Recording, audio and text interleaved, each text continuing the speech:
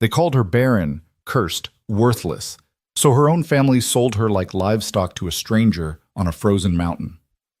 Grace Weller never imagined that the man who bought her for a pouch of coins would be the one to prove everyone wrong. In just 3 days, she'd discover the truth her family never wanted to believe.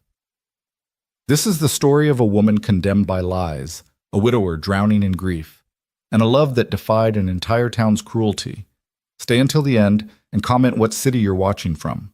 I want to see how far Grace's story travels. The winter of 1876 carved through Evergreen Hollow like a blade through bone. Snow fell in sheets so thick that the world beyond 10 feet disappeared into white oblivion, and the wind howled through the valley with a voice that sounded almost human, almost pleading. It was the kind of cold that didn't just freeze your skin, it froze hope itself, turning it brittle and breakable.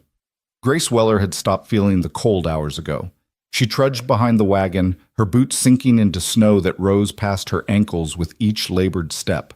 The rope around her wrists had rubbed the skin raw, and tiny spots of blood had frozen into dark crystals against the hemp fibers. Her breath came in ragged clouds, and her fingers had gone numb inside her thin gloves. Gloves that had belonged to her mother once, before her mother decided Grace wasn't worth keeping warm anymore. The wagon ahead creaked and groaned under its meager load. Her father, Samuel Weller, sat hunched on the driver's bench, his broad shoulders curved against the wind. He hadn't looked back at her once since they left town 3 hours ago. Not what once. Beside him sat her older brother, Thomas, who kept his eyes fixed firmly on the horizon, as if Grace had already ceased to exist. "Papa," Grace called out, her voice cracking from disuse and cold. "Papa, please." Samuel's shoulders stiffened, but he didn't turn. The reins snapped against the horse's flanks, and the wagon lurched forward a few more feet before the wheels caught in a drift. "Save your breath, girl," her brother muttered without looking at her. "You'll need it for the climb." Grace's chest tightened. The climb. They were taking her up to Carver's Ridge, the desolate stretch of mountainside where only the desperate or the mad chose to live. She'd heard stories about the man who lived up there, Luke Carver, the widower who'd lost his wife and infant son 2 winters past. Some said he'd gone feral with grief. Others whispered darker things, that he'd killed them himself, that their ghosts still wandered his property, that any woman foolish enough to step foot on his land would never leave alive. But Grace knew the real reason they were taking her there.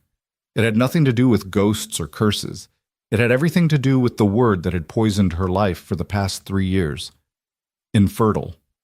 3 years ago, Grace had been engaged to Pastor Whitmore's son, a pale, nervous young man named Edmund who'd proposed with all the enthusiasm of someone accepting a jail sentence.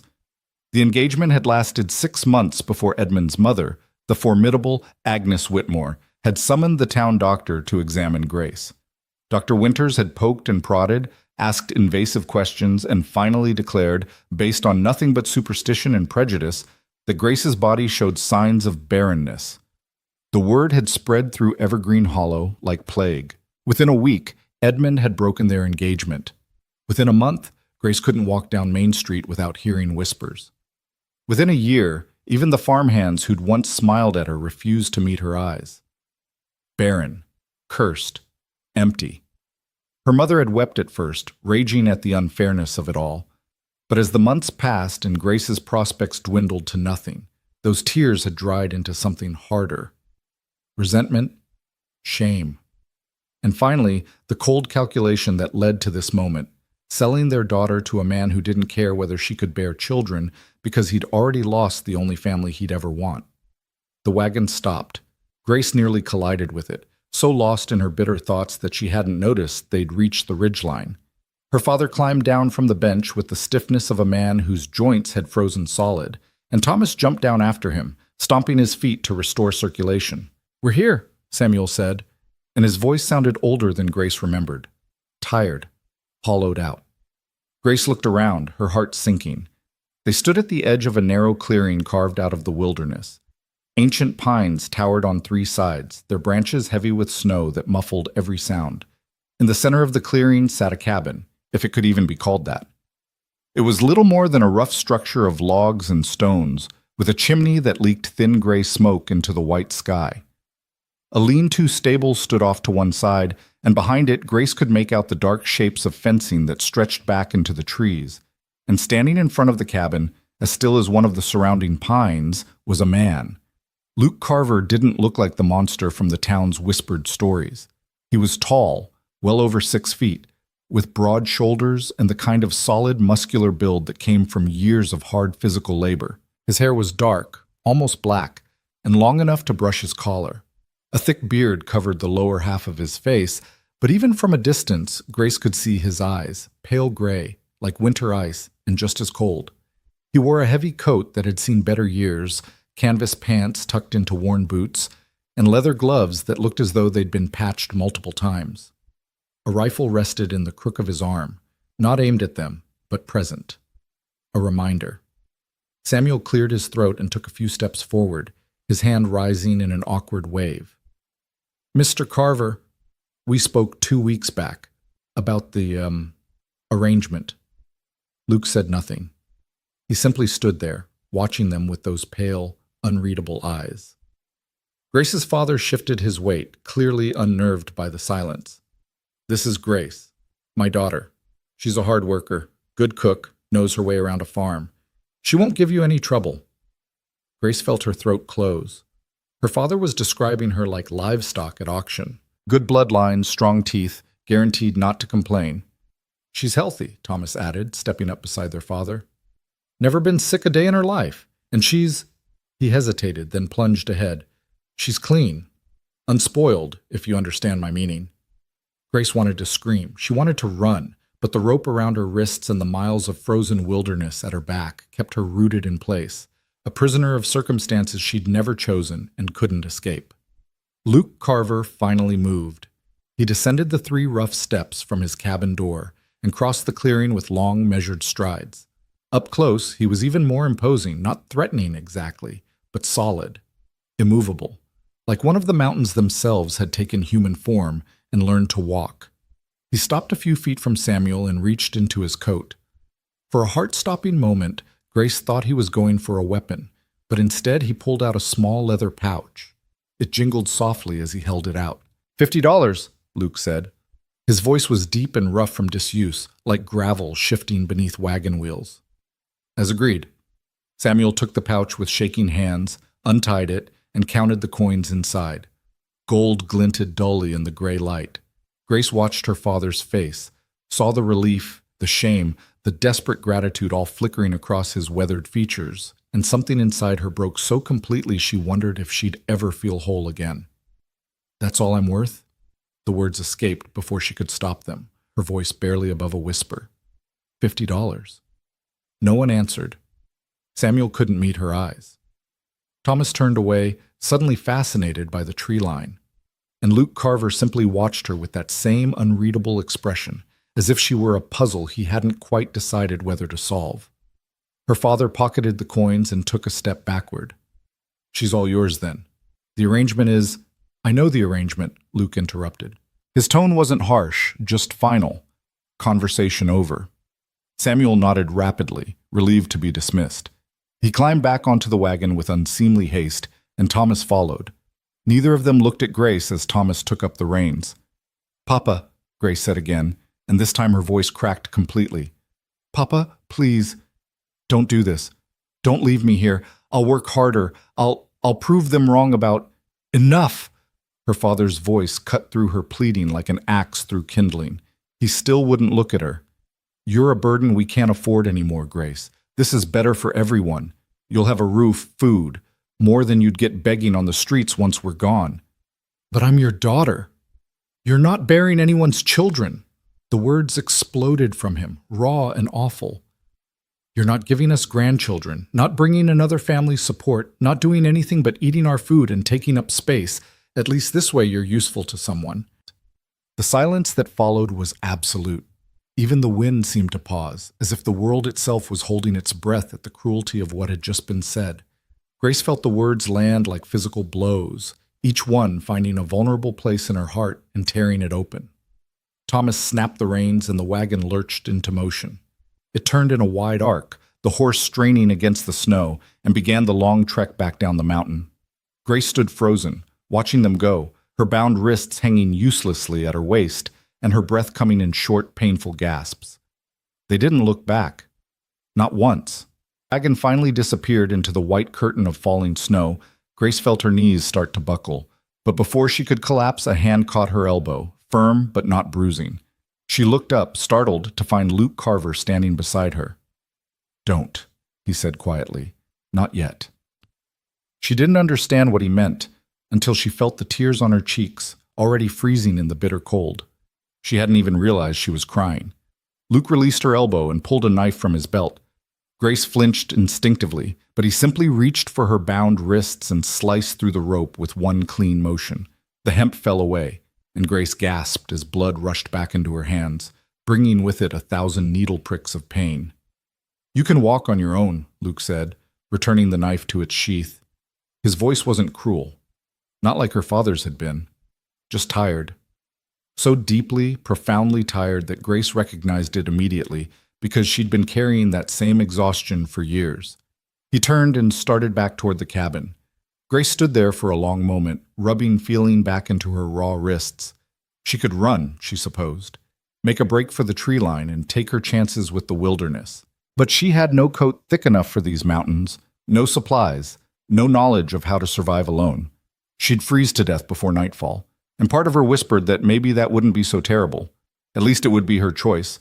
But another part of her, a part that had somehow survived 3 years of shame and cruelty and rejection, refused to give up that easily. "I didn't ask for any of this," Grace thought fiercely, "but I'm not dying in the snow like a wounded animal just because my own family thinks I'm worthless." She took a deep breath, squared her shoulders, and followed Luke Carver toward his cabin. The interior was about what Grace had expected: rough, sparse, functional.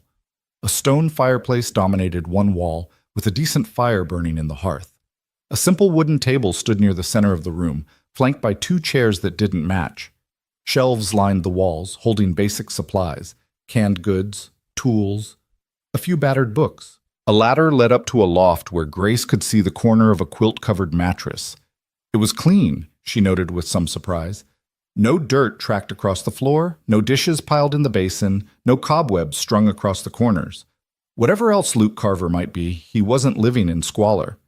He shrugged out of his heavy coat and hung it on a peg by the door, then gestured vaguely at the room. "There's food in the pantry, water in the barrel. Fire needs tending every few hours. I'll be outside most days, seeing to the cattle and horses." Grace slowly unwound her own thin shawl, uncertain where to put it. Luke noticed and pointed to another peg. She hung it there, her hands still trembling from cold and shock. "I didn't agree to this," she said quietly, not looking at him. "They made the deal without asking me, without even telling me until this morning." Luke was silent for a long moment. When Grace finally gathered the courage to glance at him, she found him studying her with those pale gray eyes, not leering or appraising, but simply looking, trying to see who she actually was beneath the shame and the fear. "I didn't ask them," he said finally. "I sent word to town that I needed help with the ranch, someone to manage the house while I handle the stock. Your father came to me with an offer I wasn't expecting. To buy his daughter? To give you somewhere to go when they couldn't stand keeping you anymore." The bluntness of it stole Grace's breath, but there was no cruelty in his tone, just a flat, honest assessment of reality. And somehow, that was worse than if he'd been mocking her. "Why?" Grace asked. "Why agree to it? You could have hired anyone. Why take on someone else's shame?" Luke turned away and began removing his gloves, finger by finger. "Because I know what it's like to be the person nobody wants around, the one whose grief makes everyone uncomfortable. The man who's supposed to move on, forget, find someone new. As if love and loss could be traded in like worn-out boots." He dropped the gloves on the table and finally met her eyes again. "I saw someone who needed a way out," he said simply, "and I have a way. That's all." Grace stood there, trying to process this strange, quiet man who'd bought her like property but spoke of giving her a way out, who lived alone on a mountain but kept his home clean and warm, who'd lost everything but still had enough compassion left to recognize pain in someone else. "What do you expect from me?" she asked, and hated how small her voice sounded. "What are the terms of this arrangement?" Luke frowned slightly as if the question confused him. "I expect you to help run this place. Cook, clean, mend what needs mending. In exchange, you get food, shelter, and no one asking questions or passing judgment. That's all. That's all? Grace repeated. She'd heard stories about what men expected from women in these situations, about how housekeeper was often code for something much darker. That's all, Luke confirmed. Then he paused, understanding dawning in his eyes. I'm not... He stopped, rubbed a hand over his bearded face, and started again. I'm not looking for that. I'm not going to force anything on you that you don't freely give. This is a business arrangement, nothing more. You keep the house, I keep the ranch, we survive the winter. That's the deal. Grace searched his face for lies and found none, just exhaustion and a bone-deep loneliness that matched her own. All right, she said finally. Then I'll earn my keep. Something that might have been relief flickered across Luke's features. Good. There's stew in the pot if you're hungry. I need to check the fences before dark. He pulled his coat back on and headed for the door, then paused with his hand on the latch. Grace, he said, and it was the first time he'd used her name. I know this isn't what you wanted, but you're not a prisoner here. Come spring. If you want to leave, I'll take you down to the valley. Find you passage to wherever you want to go. You have my word. Before Grace could respond, he was gone, the door closing behind him with a soft thud. She stood alone in the cabin, listening to his footsteps crunch through the snow, fading into the distance. Slowly, Grace sank into one of the mismatched chairs. Her wrists still ached where the rope had cut into them. Her feet were soaked through, her dress damp and clinging.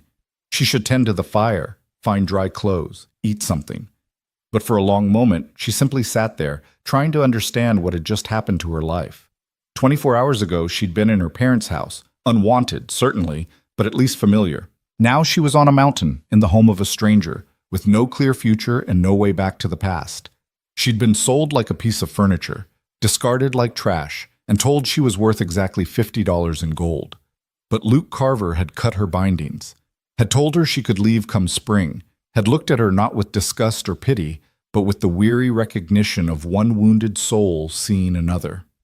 Maybe, Grace thought, that's worth more than $50 after all. She rose on unsteady legs and went to check the pot of stew. The days that followed settled into a rhythm that was both strange and oddly comforting. Grace woke before dawn, stoked the fire, and prepared a simple breakfast of cornmeal mush or fried eggs. Luke would appear from the loft, where he slept while Grace took the narrow bed tucked behind a curtain in the corner of the main room, eat in silence, and disappear outside to tend his stock. The ranch, Grace discovered, was larger than she'd initially realized. Luke kept a small herd of cattle in a sheltered valley beyond the tree line, along with several horses and a handful of chickens that somehow survived the brutal winters. He'd built an impressive system of shelters and fencing, all of it maintained with the meticulous care of a man who had nothing else to pour his energy into. Grace kept to her side of the bargain. She cooked, cleaned, mended clothes and blankets, and did her best to make the rough cabin feel like something approaching a home. She discovered that Luke had a small library, books on animal husbandry, a few novels, and surprisingly, a volume of poetry so worn that the spine had cracked and several pages had come loose. She carefully repaired it one afternoon, stitching the binding back together with thread she found in a sewing box. That evening, when Luke came in from his work, he stopped short at the sight of the book lying on the table. "You fixed it," he said, picking it up carefully. "I hope that's all right," Grace replied, suddenly nervous.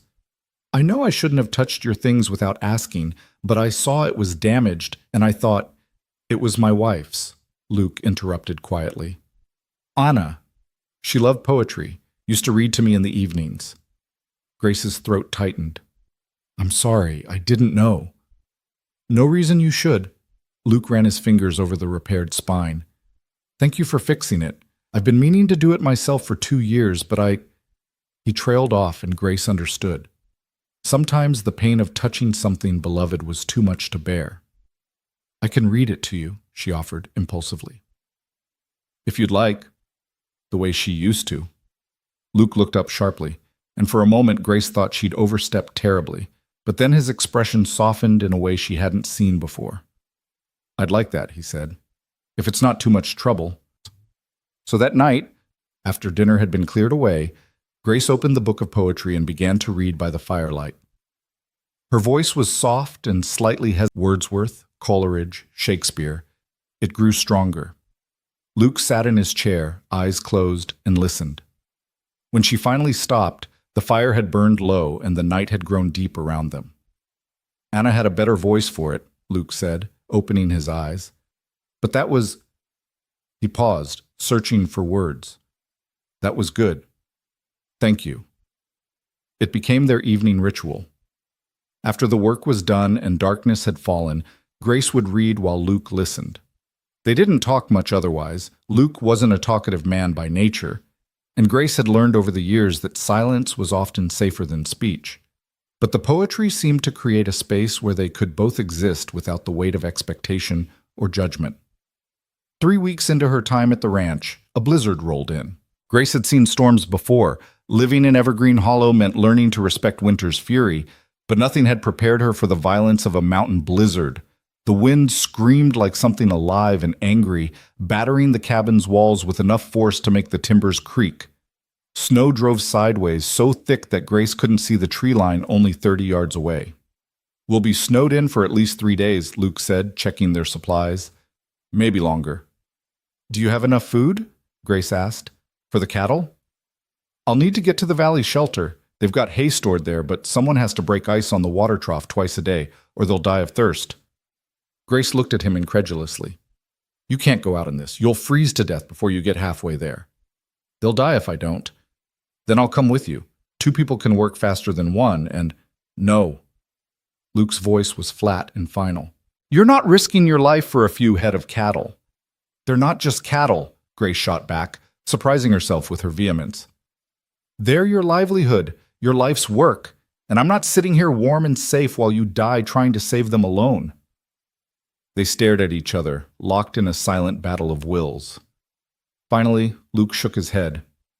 You're as stubborn as Anna was, he muttered, but there was something almost like respect in his tone. Fine, but you do exactly what I say, when I say it. Understood? Understood. They bundled up in every piece of warm clothing they could layer on, tied a rope between themselves so they wouldn't get separated in the whiteout, and stepped out into the howling chaos. The cold was brutal, a living thing that clawed at exposed skin and drove icy needles into Grace's lungs with every breath. The wind was so strong it nearly knocked her off her feet, and within seconds she couldn't tell which direction they'd come from. But Luke moved forward with grim determination, and Grace followed, trusting the rope between them to keep her from becoming lost forever in the white. It took them nearly an hour to reach the valley shelter when it should have been a 20-minute walk. By the time they stumbled into the relative protection of the 3-sided structure, Grace's fingers and toes had gone numb, and ice had formed in her eyelashes. But the cattle were there, huddled together for warmth, their breath steaming in the frigid air. Luke immediately began breaking ice on the trough, while Grace forked hay into the feeders. They worked in tandem, communicating more through gesture than words, their bodies moving with the efficiency of long practice, even though they'd only known each other a few weeks. When the work was done, Luke insisted they rest for a few minutes before attempting the journey back. They huddled together against the back wall of the shelter, sharing the meager warmth of their combined body heat while the storm raged beyond. Thank you, Luke said, his voice nearly lost in the wind. For coming, for helping. Grace managed a frost-cracked smile. That's the arrangement, isn't it? I keep house, you keep the ranch. We survive the winter. It's more than that now. Luke looked at her, his pale eyes searching. You know that, don't you? Grace's heart did something complicated in her chest. What do you mean? But Luke shook his head as if he'd revealed more than he'd intended. Come on, we need to get back before we freeze solid. The return journey was even worse than the first. The storm had intensified, and visibility had dropped to nothing. Twice, Luke had to physically pull Grace up when she fell. Once, the rope between them tangled on a buried branch, and they spent precious minutes freeing it with fingers so cold they could barely bend. When they finally stumbled back into the cabin, they were both shaking uncontrollably. Luke immediately built up the fire while Grace struggled out of her ice-crusted outer layers with numb, clumsy hands. Boots off, Luke ordered, his own teeth chattering. We need to check for frostbite. They sat on the floor in front of the fire, examining each other's extremities. Grace's toes had turned an alarming gray-white, and Luke's left hand showed similar discoloration. They took turns rubbing circulation back into the affected areas, a painful process that brought tears to Grace's eyes. "I'm sorry," Luke kept saying as he worked on her feet, his touch gentle despite the necessary roughness. "I shouldn't have let you come. If you'd lost your toes, or worse—" "Stop," Grace interrupted, reaching down to still his hands. "I chose to come, and we saved your herd. That's what matters." "No."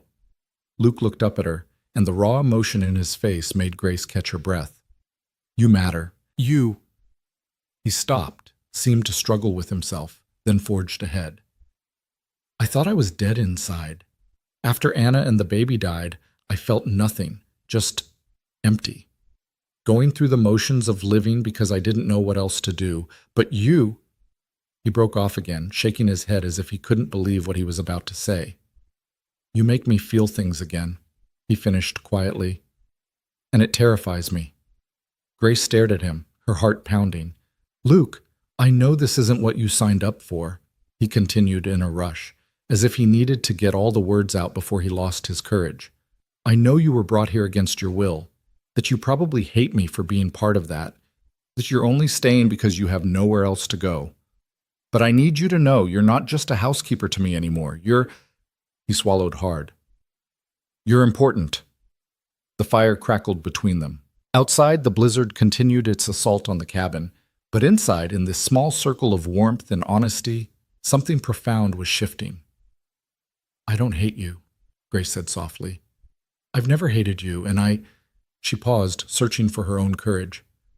"I feel it too, this thing between us. I don't know what to call it, and maybe I shouldn't feel it at all considering how we came to be here, but it's real," Luke said fiercely. "Whatever it is, it's real."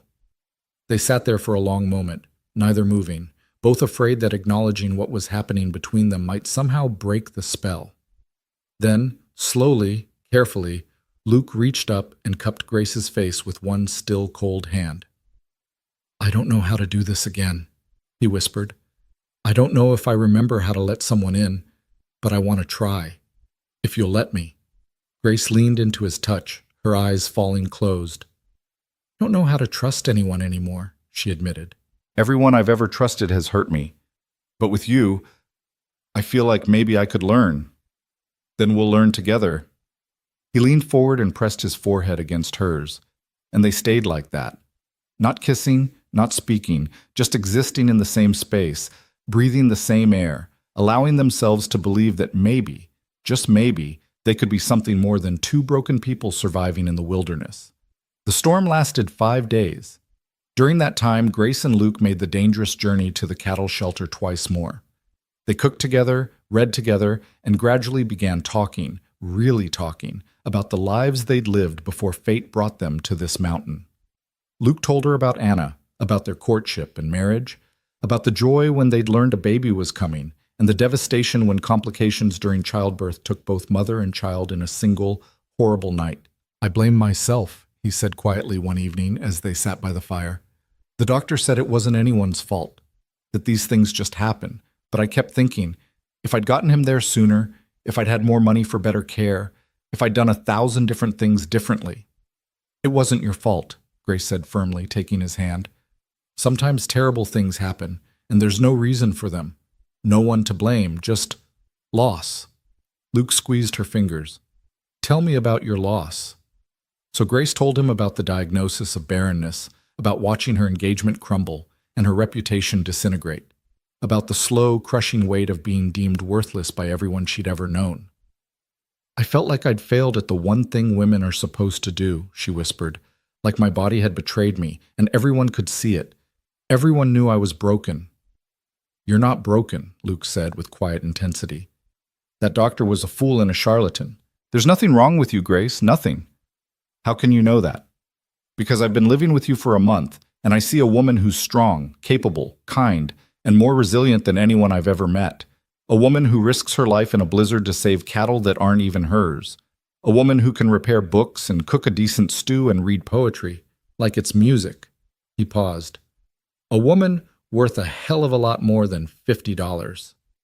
Grace felt tears prick her eyes. You really believe that? I know it.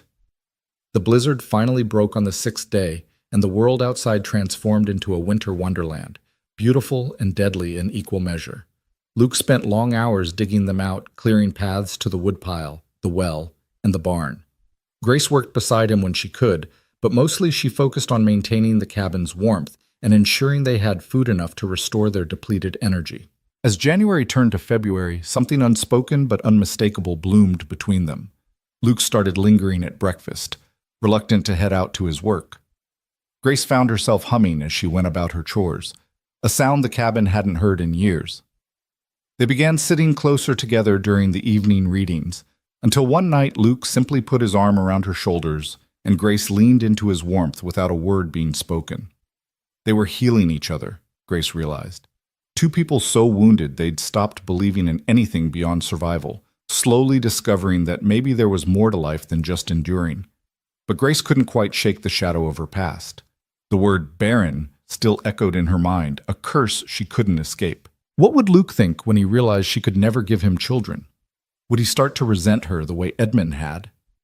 Would he look at her one day with the same disgust her father had shown? One night, unable to sleep, Grace slipped out of bed and went to stand by the window.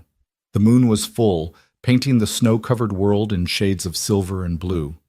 It was beautiful, and so lonely it made her chest ache. "Can't sleep?" Luke's voice came from behind her, soft so as not to startle. Grace shook her head. "Too many thoughts. Want to share them?" She hesitated, then decided he deserved the truth.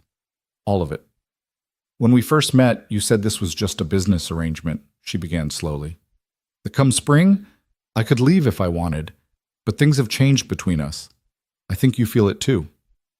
"I do," Luke confirmed, moving to stand beside her. "Grace, Let me finish," she interrupted gently. "Please, because I need you to understand something before this goes any further." She took a deep breath. "I can't have children, Luke. At least that's what everyone believes. And if this becomes more than it is now, I need you to know that, to understand what you'd be giving up." Luke was quiet for a long moment. Then, "Do you believe it?" The question caught her off guard. "What? Do you believe you're barren? Or do you believe what a small-town quack told you based on nothing but superstition and prejudice?" Grace blinked. I don't know. Maybe? Dr. Winters seemed certain. Dr. Winters is an idiot who probably couldn't diagnose a cold if the patient was coughing in his face, Luke said bluntly. "Anna and I tried for 3 years before we finally conceived. By your town's logic, one or both of us would have been declared barren. But we weren't. We just needed time." "But what if they're right?" Grace pressed, needing him to understand. "What if I really can't? Then we don't have children," Luke said simply. "Grace, I'm not with you because I want heirs or because I need someone to carry on the family name. I'm with you because you make me want to wake up in the morning, because your voice reading poetry sounds like home, because when I'm with you, I remember what it feels like to be alive instead of just surviving." He turned to face her fully, taking both her hands in his. "I love you," he said, and the words fell into the moonlit space between them like stones into still water, creating ripples that would spread forever. "I didn't mean to. Didn't plan it. But somewhere between your arrival and now, it happened. And I don't care what some ignorant doctor said about your body. I care about you, all of you." Grace felt something break open inside her chest, not painfully, but like spring ice finally cracking after a long winter. "I love you too," she whispered, and realized it was true. Somewhere in the midst of shared silence and evening poetry and dangerous blizzard rescues, she'd fallen completely, utterly in love with Luke Carver. He pulled her close, and she went willingly, wrapping her arms around him and pressing her face against his chest. His heart beat steadily beneath her ear, strong and real and alive. "So what do we do now?" Grace asked. Luke pressed a kiss to the top of her head. "We live," he said simply. "We keep the house, tend the ranch, survive the winter, and we love each other. That's enough. That's everything." And standing there in the moonlight, wrapped in the arms of a man who saw her, truly saw her, broken places and all, and loved her anyway, Grace finally believed it might be true. The confession changed everything and nothing all at once. Grace woke the next morning to find Luke already up, stoking the fire with practiced efficiency. When he heard her stirring, he turned and smiled, a real smile, not the cautious half-expressions he'd been giving her for weeks. It transformed his entire face, softening the hard lines that grief had carved there and making him look years younger. "Morning," he said, and the simple word carried a warmth that made Grace's heart flutter. "Morning," she replied, feeling suddenly shy. They'd declared their love last night, but what did that mean for the daily reality of their lives? Were they courting now? Were they something more? The rules that govern normal relationships didn't seem to apply to two people who'd been brought together through a $50 transaction. Luke seemed to sense her uncertainty. He crossed the room and took her hand, his calloused fingers gentle against her skin. "Nothing has to change unless you want it to," he said quietly. "We can take this as slow as you need. I'm not going anywhere." Relief flooded through Grace. "Slow sounds good," she admitted. That is, Edmund and I were engaged, but we never even—" She trailed off, feeling heat rise to her cheeks. Understanding dawned in Luke's eyes. "I'm not Edmund," he said firmly, "and I'm not going to rush you into anything. When you're ready, if you're ever ready, you'll let me know. Until then, we're just us, two people learning how to be together." "Just us," Grace repeated, and found herself smiling. "I like that." The weeks that followed were some of the happiest of Grace's life. February melted into March, and though the snow remained thick on the ground, the days grew incrementally longer and the sun climbed a little higher in the pale sky. Luke taught Grace how to handle the horses, how to read weather patterns in the clouds, how to identify animal tracks in the snow. She taught him that meals could be more than just fuel. She experimented with seasonings from his sparse stores and managed to create dishes that made him close his eyes in appreciation. They talked constantly now, making up for all those weeks of silence. Luke told her about growing up on a ranch in Montana, about his parents who'd died when he was 20, about the years he'd spent drifting before finally settling here in these mountains. Grace shared stories of her childhood in Evergreen Hollow, carefully editing out the painful parts and focusing on the good memories, summer festivals, winter sleigh rides, the one perfect Christmas before everything went wrong. "What would you have done?" Luke asked her one evening as they sat by the fire. "If the doctor hadn't declared you barren, if you'd married Edmund, what would your life have looked like?" Grace considered the question, surprised to find she had to really think about it. A few months ago, she could have answered immediately. She'd spent years mourning the life she'd lost. But now, "I don't know," she said slowly. "I thought I wanted what every woman was supposed to want: a husband, children, a respectable place in society. But I don't think I ever wanted Edmund specifically. I just wanted not to be alone." "And now?" Grace looked at him, really looked at him, at the way the firelight caught in his dark hair, at the strength in his hands as they held his coffee cup, at the vulnerability in his eyes that he only showed her. "Now I think maybe I was looking for the wrong things," she said softly. "Maybe having the life everyone expected wasn't as important as finding someone who actually saw me, someone who didn't look at me like I was broken." "You were never broken," Luke said, not for the first time, but now Grace was starting to believe it. They kissed for the first time on a morning in mid-March, when the wind had finally stopped its incessant howling and the world outside lay hushed beneath fresh snow. Grace had been reaching for her shawl, preparing to go collect eggs from the chicken coop, when Luke caught her hand and spun her gently around to face him. "I've been wanting to do this," he murmured, giving her time to pull away if she wanted to. But Grace didn't want to pull away. She lifted her face to his, her heart hammering, and when his lips met hers, it felt like coming home. The kiss was gentle, almost reverent, Luke's beard soft against her skin, his hand cradling the back of her head like she was something precious. When they finally pulled apart, Grace found herself breathless and smiling. "I've been wanting you to do that too," she admitted. From then on, affection became as natural as breathing. Luke would drop kisses on her temple as he passed behind her chair. Grace would rest her hand on his shoulder while he worked on mending a harness. They fell asleep in each other's arms more nights than not, Luke having abandoned the loft entirely to share Grace's bed, though they did nothing more than hold each other and talk in the darkness until sleep claimed them.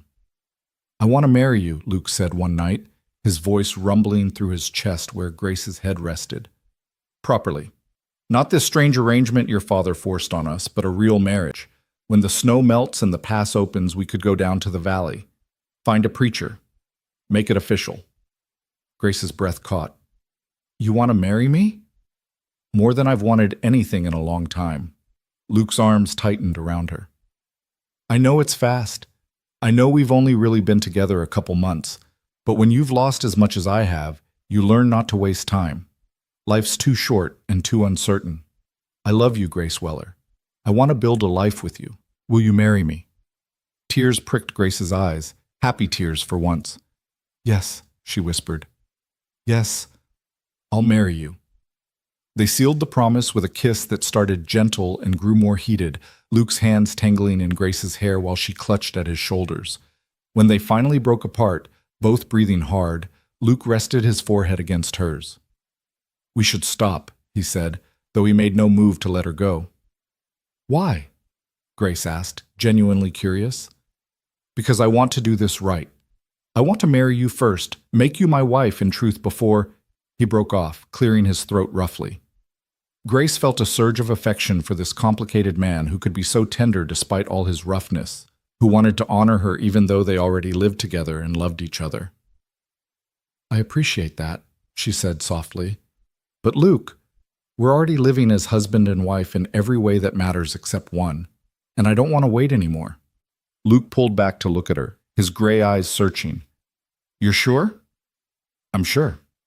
Grace reached up to cup his face, her thumb tracing the line of his cheekbone. I trust you.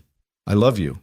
And I'm tired of letting other people's rules dictate what I can and can't do with my own life. Something flickered in Luke's expression. Desire, yes, but also a deeper emotion that made Grace's heart swell. Then come here, he said, his voice dropping to a rough whisper that sent shivers down her spine. What followed was tender and occasionally awkward, both of them fumbling through nerves and inexperience. But it was also beautiful in its honesty, two people choosing each other, despite everything that had tried to keep them apart. When it was over, Grace lay in Luke's arms, feeling more whole than she'd ever felt in her life. I love you, she murmured against his chest. I love you too, Luke replied, pressing a kiss to her hair. My Grace. My Grace. The possessiveness in those words should have scared her, should have made her bristle at being claimed, but instead they made her feel safe, protected, like she finally belonged somewhere. She fell asleep with a smile on her face, warm and loved, and completely at peace. 3 days later, Grace woke up nauseated. At first, she dismissed it as something she'd eaten. Perhaps the venison from the previous night hadn't been as fresh as she'd thought. But when the nausea struck again the next morning and the morning after that, a different possibility began to whisper at the edges of her consciousness. No, it couldn't be. The doctor had said, but Dr. Winters was a fool, Grace reminded herself, echoing Luke's words. And it had been 3 weeks since that first night together. 3 weeks of falling asleep in Luke's arms and waking to his kisses, of learning each other's bodies and discovering that passion could be gentle and wild all at once. Grace pressed a trembling hand to her stomach. Could it be possible? Could her body, the body that everyone had declared broken and useless, actually be carrying a child? She didn't tell Luke, not yet. She needed to be sure, and she needed time to process what this might mean. If she was wrong, if this was just illness or her imagination playing tricks, she didn't want to give him false hope. And if she was right, Grace's mind spun with possibilities and fears. What if the pregnancy didn't take? What if something went wrong, the way it had with Anna? What if Grace's body really was broken, and this was just a cruel trick of fate?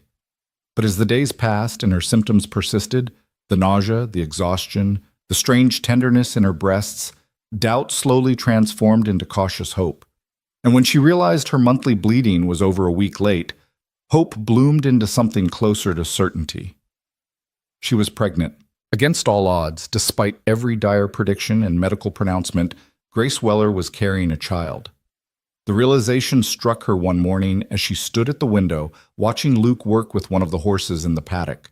Her hand drifted to her stomach, and for the first time she allowed herself to feel the full weight of joy and terror that came with this knowledge. A baby. Luke's baby, Proof that she wasn't broken after all, that her body was capable of this most fundamental miracle, but also proof that Dr. Winters had been wrong, that her family had sold her based on a lie, that she'd spent 3 years believing herself worthless for no reason at all. The anger came then, swift and bitter.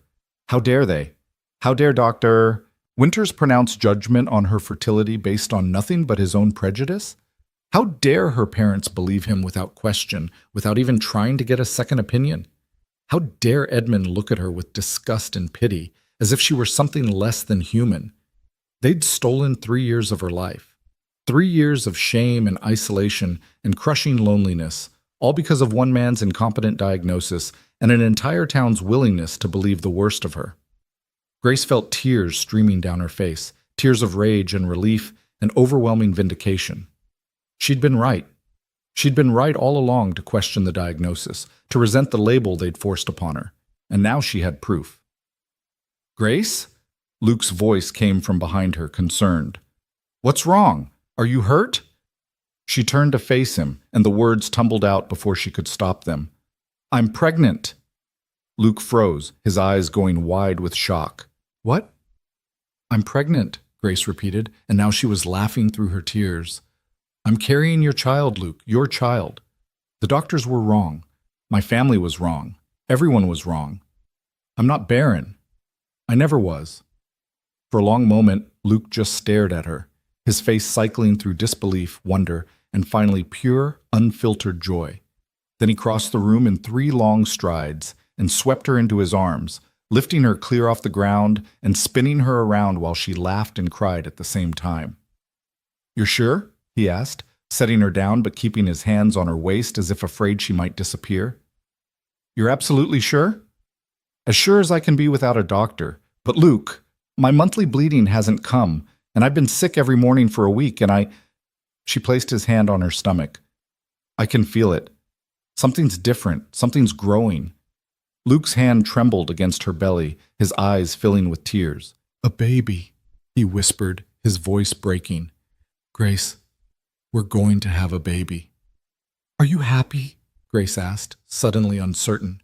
She knew he'd lost his first child, knew the pain that loss had caused. What if this brought back too many painful memories? What if he was terrified rather than excited? But Luke's answer came without hesitation. "Happy." He cupped her face in both hands, his thumbs brushing away her tears. "Grace, I don't even have words for what I'm feeling. Grateful, amazed, terrified. But yes, God, yes, I'm happy. You've given me back everything I thought I'd lost. You've given me a future worth living for." They held each other for a long time, both crying and laughing and trying to absorb the magnitude of what was happening. Finally, Luke pulled back, his expression turning serious. "We need to get you to a real doctor," he said. "Not that quack in Evergreen Hollow, but someone competent. Someone who can make sure you're healthy, that the baby's developing properly." "The nearest real doctor is in Silver Creek," Grace said. "That's a 3-day ride from here." "Then we'll go to Silver Creek. As soon as the pass clears, we're leaving." Grace started to protest. The journey would be hard, and she didn't want to risk the pregnancy. But Luke shook his head firmly. "I'm not taking any chances," he said. "Not with you and not with our child. We're getting you proper medical care, even if I have to carry you down the mountain myself." Something in his tone made Grace understand. This wasn't negotiable. Luke had lost one wife and child to complications during birth. He wasn't going to risk losing another. "All right," she agreed softly. "We'll go to Silver Creek, but Luke, I also want to go back to Evergreen Hollow." His expression darkened. "Why would you want to go back there? Those people treated you like dirt." "Exactly." Grace lifted her chin, and Luke saw the steel in her eyes that had kept her alive through 3 years of shame and rejection. "I want them to see. I want them to know they were wrong. Every single person who whispered about me, who looked at me with pity or disgust, who believed I was cursed, I want them all to see that I'm pregnant, that I was never the problem." Luke studied her for a long moment, then slowly nodded. "You want to show them," he said. "You want to prove them wrong." "Don't I deserve that?" Grace asked quietly. Don't I deserve to walk through that town with my head held high, carrying proof that they broke my life for no reason? You deserve that and more, Luke agreed. He took her hand and brought it to his lips. Then, if the doctor gives his blessing, we'll go to Evergreen Hollow, and you can show every last one of them exactly how wrong they were. Grace felt something fierce and triumphant unfurl in her chest. For 3 years, she'd accepted the town's judgment without question, had internalized their shame and made it her own. But no more. She was done being the victim of other people's ignorance and cruelty. She was going to be a mother, and she was going to make damn sure everyone who'd ever doubted her knew it. The next few weeks passed in a strange mixture of joy and anxiety. Luke became almost comically protective, insisting that Grace rest more, work less, and avoid anything that might be even remotely strenuous. Grace tolerated his hovering with amused patience, understanding that it came from love and fear rather than any desire to control her. The snow began its slow retreat as March gave way to April. The days grew longer and warmer, and the first green shoots of spring began pushing through the softening earth. Luke checked the pass daily, watching for signs that it had cleared enough for safe travel. Grace's body continued to change in small but noticeable ways. Her breasts swelled and became tender. Her waist thickened slightly, though she wasn't showing yet. The morning nausea persisted but wasn't unbearable, and she found that dry bread and weak tea helped settle her stomach. One evening, as they lay together in bed, Luke's hand resting protectively on her stomach, Grace asked the question that had been haunting her since she'd confirmed the pregnancy. "What if something goes wrong?" she whispered into the darkness. "What if I lose the baby? What if something happens during the birth, like it did with Anna?" Luke was quiet for a long moment, his thumb tracing gentle circles on her belly. "Then we'll face it together," he said finally. "Grace, I won't lie to you. I'm terrified. Every time I think about you going through labor, I remember finding Anna." His voice broke, and Grace felt him shudder. "But you're not Anna, and this isn't the same situation. We're going to get you the best medical care available. We're going to do everything right, and then we're going to trust that God or fate, or whatever force governs this universe, will be kind to us. And if it's not kind, then at least we'll have had this." Luke pressed a kiss to her temple.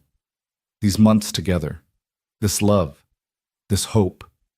Even if the worst happens, Grace, you've already given me more than I ever thought I'd have again.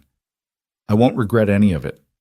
Grace rolled over to face him, cupping his bearded cheek in her palm.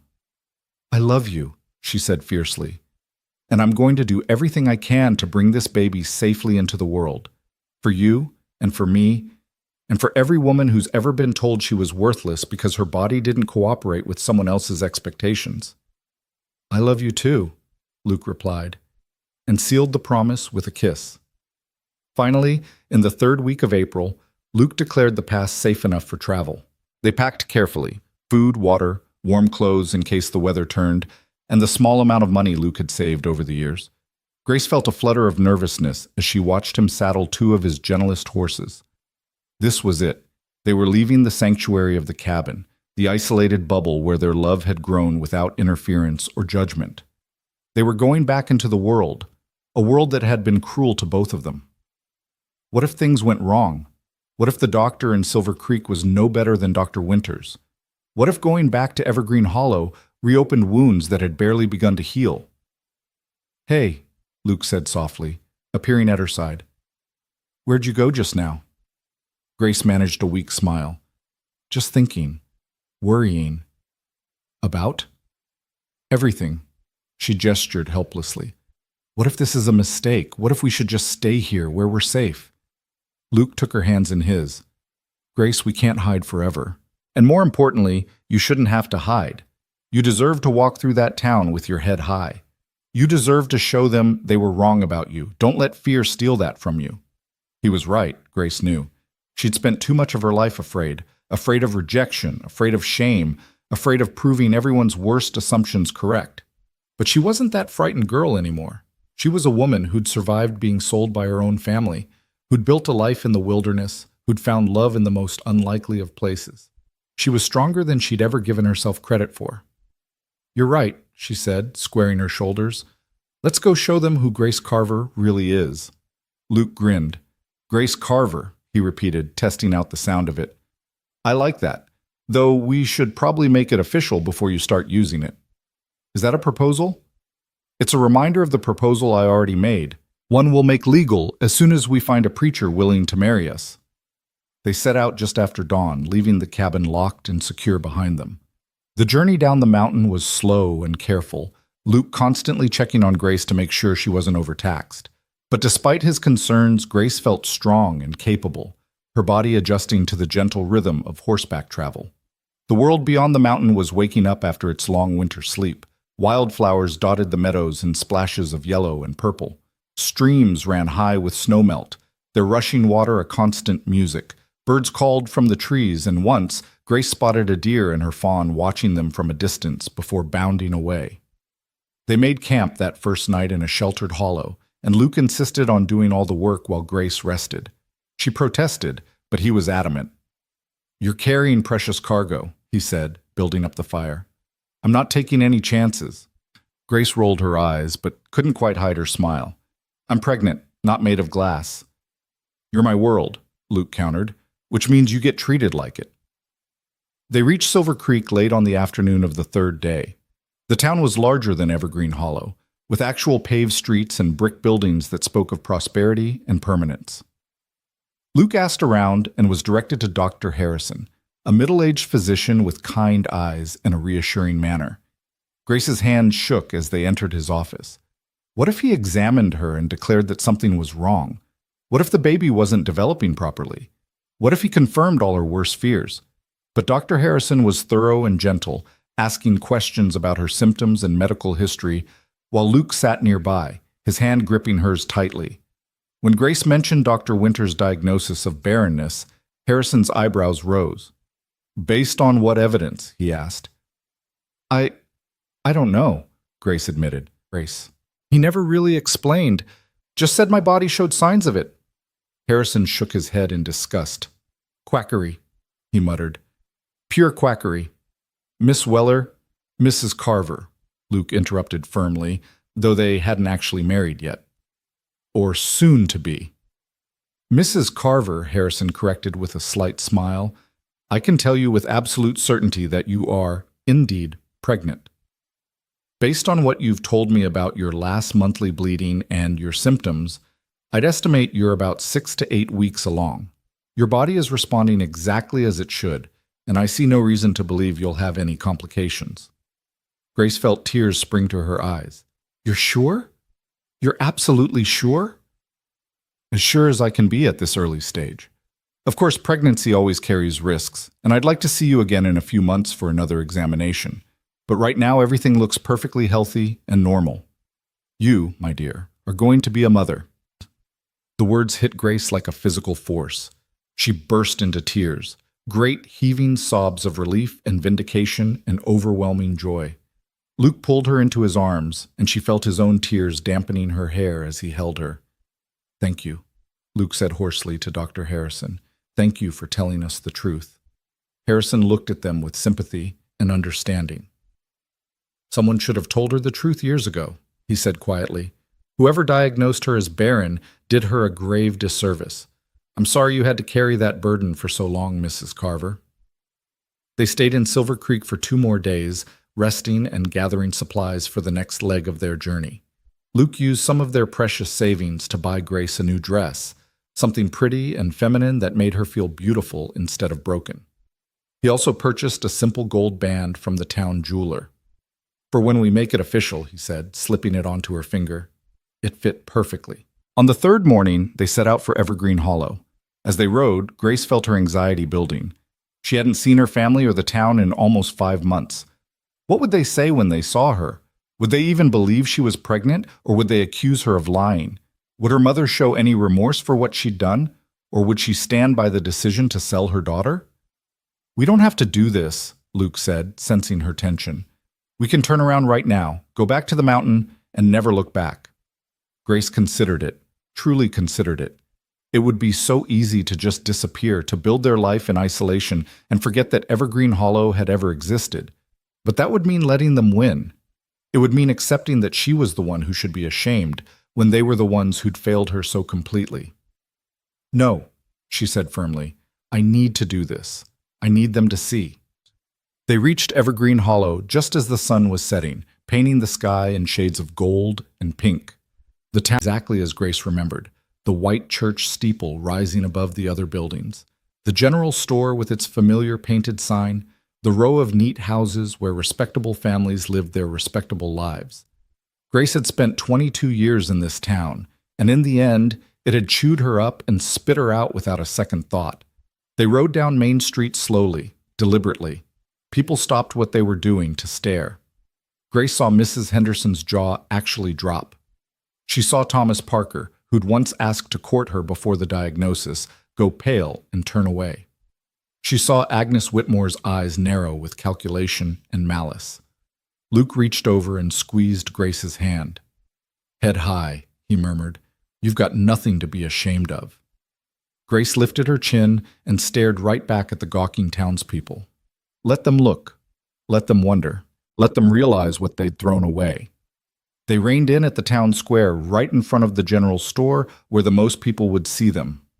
A crowd was already gathering, drawn by the spectacle of Grace Carver, returning from the dead, so to speak. Grace's mother pushed through the crowd, her face twisted with anger and confusion. Grace, she said uncertainly, what are you doing here? Who said you could come back? I don't need anyone's permission, Grace replied, her voice steady despite the pounding of her heart. I came to show you something, Mother. Something you need to see. She dismounted carefully, Luke immediately at her side to steady her. Then, with deliberate slowness, she placed both hands on her still flat stomach and smiled. I'm pregnant, she announced loudly enough for everyone to hear. 2 months along. Dr. Harrison in Silver Creek confirmed it just 3 days ago. The crowd erupted in whispers and gasps. Grace's mother went white as snow. That's impossible, she breathed. Dr. Winters was wrong, Grace interrupted, her voice ringing with conviction. He was wrong, and you believed him without question. You sold me, your own daughter, because one incompetent doctor made a diagnosis based on nothing but prejudice and ignorance. And now here I stand carrying proof that I was never broken at all, that you threw me away for no reason. The silence that followed Grace's declaration was deafening, every eye in the square fixed on her stomach, as if they could see through the fabric of her dress to the life growing inside. Grace felt Luke's presence like a wall of strength behind her, his hand resting protectively on her lower back.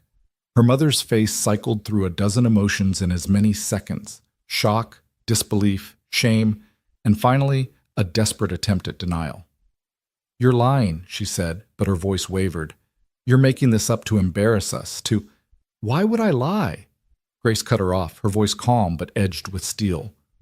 What would I possibly gain from it? I'm stating a simple fact, Mother. I'm pregnant. My husband and I are expecting a child in November. Husband?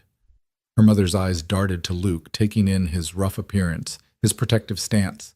You married this stranger? This man saved me, Grace corrected.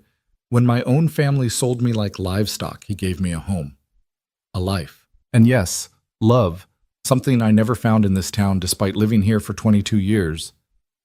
Agnes Whitmore pushed her way to the front of the crowd, her thin face pinched with suspicion. Dr. Winters was very clear about your condition, she said loudly, addressing the crowd as much as Grace. He examined you thoroughly.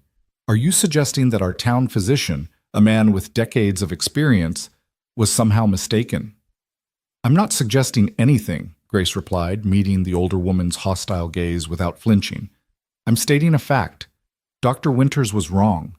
And if you doubt me, I invite you to write to Dr. Harrison in Silver Creek. He'll confirm everything I've said. Or perhaps this Dr. Harrison is simply telling you what you want to hear, Agnes shot back. Perhaps you've convinced yourself of something that isn't true because you can't accept your own inadequacy. Luke's hand tightened on Grace's back, and she felt the tension radiating from him. Before he could speak, though, Grace held up a hand to stop him. This was her fight. Mrs. Whitmore, she said softly, and something in her tone made the crowd lean in to hear. I've spent 3 years listening to people like you tell me what I am, what I'm capable of, what my body can and cannot do. 3 years of being treated like I was cursed, broken, worthless. And I believed you, all of you. I internalized your shame and made it my own. She took a step forward and Agnes actually stepped back. But I'm done believing your lies, Grace continued, her voice growing stronger. I'm done accepting your judgment. Dr. Harrison is a respected physician in a town 3 times the size of this one. He examined me thoroughly and confirmed what I already knew in my heart. I'm carrying a healthy child. And if you choose not to believe that, Mrs. Whitmore, that says far more about you than it does about me. A murmur ran through the crowd. Grace saw some faces still twisted with doubt, but others, particularly some of the younger women, were looking at her with something that might have been admiration or hope. Thomas appeared then, pushing through the onlookers with their father shuffling behind him. Samuel Weller looked older than Grace remembered, his shoulders hunched and his face haggard. When he saw her, something painful flickered in his eyes. "Grace," he said hoarsely. "Girl, Don't call me that," Grace interrupted, her voice hard. "Don't call me girl, like I'm still your daughter, like you have any right to familiarity. You sold me, Father. You took money from me and left me with a stranger on a mountain. You told me I was a burden you couldn't afford anymore." Samuel flinched as if she'd struck him. "We thought we were doing what was best. You thought it would be easier to get rid of me than to question whether the doctor might be wrong," Grace finished. "You chose to believe I was worthless rather than fight for me. And now you want what? Forgiveness? Reconciliation?" "You're my daughter," Samuel said weakly. "You'll always be my daughter." Grace felt tears prick her eyes, but she refused to let them fall. "Not here. Not in front of these people. A father protects his daughter," she said quietly. "He believes in her. He fights for her. You did none of those things. So no, Mr. Weller, I'm not your daughter anymore. I'm Luke Carver's wife, and that's the only family I need." She turned away from him, away from the whole crowd, and found Luke watching her with fierce pride in his pale eyes. He offered her his hand, and she took it gratefully. "We should go," she murmured. "I've said what I came to say." But before they could mount their horses, a young woman broke from the crowd and ran toward them. Grace recognized her, Sarah Miller, who'd been 2 years behind Grace in school. The girl's eyes were red-rimmed and desperate. "Miss Grace," she said breathlessly. Mrs. Carver, please, I have to know, is it true? Are you really?" "I'm really pregnant," Grace confirmed gently, seeing the raw hope in Sarah's face. "Why?" Sarah's hands twisted in her skirt. "Because Dr. Winters examined me last year, after I'd been married to Jacob for 18 months without conceiving. He said the same thing he said about you, that I was barren, that I'd never have children. And Jacob's mother keeps saying I'm cursed, that Jacob should set me aside and find a wife who can give him heirs, and I—" Her voice broke, and Grace's heart cracked open. This girl was living the same nightmare Grace had survived. She was being told she was worthless, broken, inadequate, all because of one man's incompetent diagnosis. "Sarah," Grace said firmly, taking the younger woman's hands, "listen to me. Dr. Winters is wrong. He was wrong about me, and I'd wager everything I have that he's wrong about you too. There's nothing wrong with your body. Some women just take longer to conceive than others. My husband's first wife tried for 3 years before she became pregnant. 3 years, Sarah. If Dr. Winters had examined her after 18 months, he probably would have declared her barren too." "But what if he's right?" Sarah whispered. "What if I really can't—" "Then you find a good doctor, a real doctor, not a small-town quack with outdated ideas, and you get a proper examination. And even if it turns out you can't have children, that doesn't make you worthless. Your value as a woman, as a person, has nothing to do with your ability to bear children. Do you understand me?" Sarah nodded, tears streaming down her face. "Thank you," she choked out. "Thank you for coming back. Thank you for showing us it's possible." Other women were edging closer now, Grace noticed. Women with haunted eyes and hunched shoulders. Women who'd been told they were failures, who'd been living under the same shadow of shame that had nearly destroyed Grace. They looked at her belly like it was a beacon of hope in their darkness. Grace realized then that her confrontation with the town hadn't just been about her own vindication. It was about giving voice to all the women who'd been silenced, who'd been told their worth was tied to their fertility, who'd internalized society's cruelty and made it their truth. "Listen to me," Grace said loudly, addressing all of them, All of you. Don't let anyone, not doctors, not your families, not even your husbands, tell you what you're worth. Don't accept their labels or their limitations. Your bodies are your own. Your lives are your own. And you deserve better than to be judged by such a narrow, cruel standard. Agnes Whitmore made a sound of disgust. This is exactly the kind of dangerous thinking that ruins young women, she announced. Filling their heads with ideas above their station, making them question their betters. Their betters? Grace rounded on her, all the anger she'd been holding back finally breaking free. You mean men like Dr. Winters, who make diagnoses based on superstition? Men like your son, who broke our engagement because he was too weak to stand up to you? People like you, who take pleasure in other women's suffering because it makes you feel superior? Agnes's face turned purple. How dare you? I dare because I have nothing left to lose, Grace shot back. You already took everything from me, my reputation, my future, my family. But I built a new life anyway. I found love anyway. And now I'm going to have a child anyway. So your opinion, Mrs. Whitmore, means absolutely nothing to me. The crowd was utterly silent now, watching this confrontation with wide eyes. No one in Evergreen Hollow ever spoke to Agnes Whitmore like this. The woman was practically royalty in this small town, her husband being the pastor and her family one of the oldest and most respected. But Grace was done being afraid. Agnes drew herself up to her full height, which was still several inches shorter than Grace. You'll regret this insolence, she said coldly. Mark my words, Grace Weller, you'll come crawling back here begging for forgiveness when that mountain man tires of you, when that baby, if there even is a baby, comes into the world and you realize you can't manage alone. I won't be alone, Grace said quietly. I have Luke, and that's more than enough. She turned back to her horse, done with this conversation, done with this town. But then a voice called out from the crowd, a voice she'd never expected to hear defending her. She's telling the truth. Everyone turned to stare as Edmund Whitmore stepped forward, his pale face flushed and his hands trembling. His mother looked at him in shock.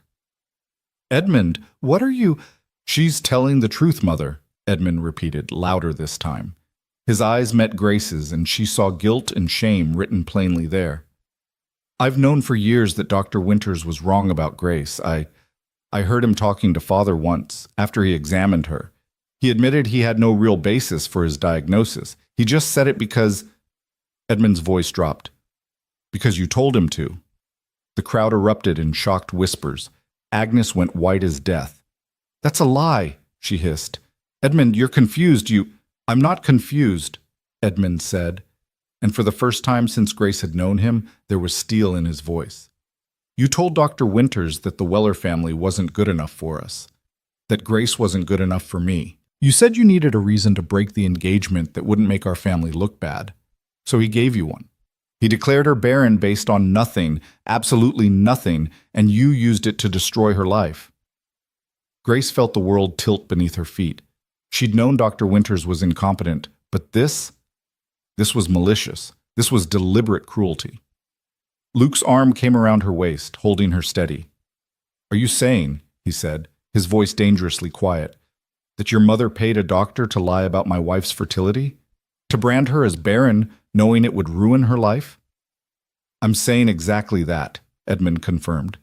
He looked at Grace with tears in his eyes. I'm so sorry, Grace. I should have spoken up years ago. I should have told the truth, but I was a coward. I let my mother control me, and I let her destroy you. I'll never forgive myself for that. Agnes was shaking with rage.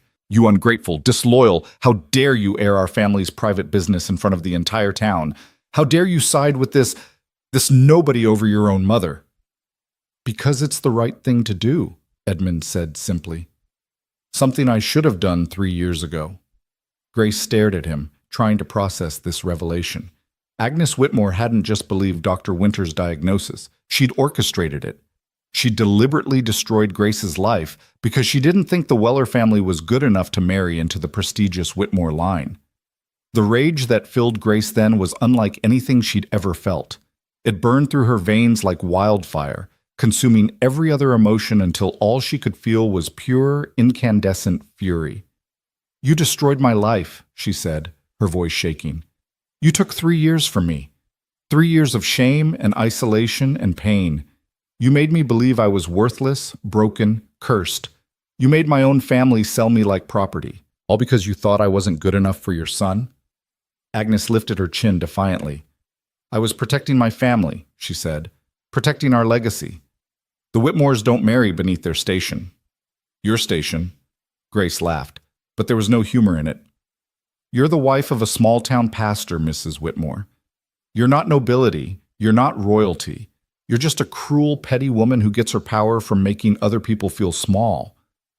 She took a step closer, and Agnes actually backed away. "But here's what you don't understand," Grace continued. "You didn't break me.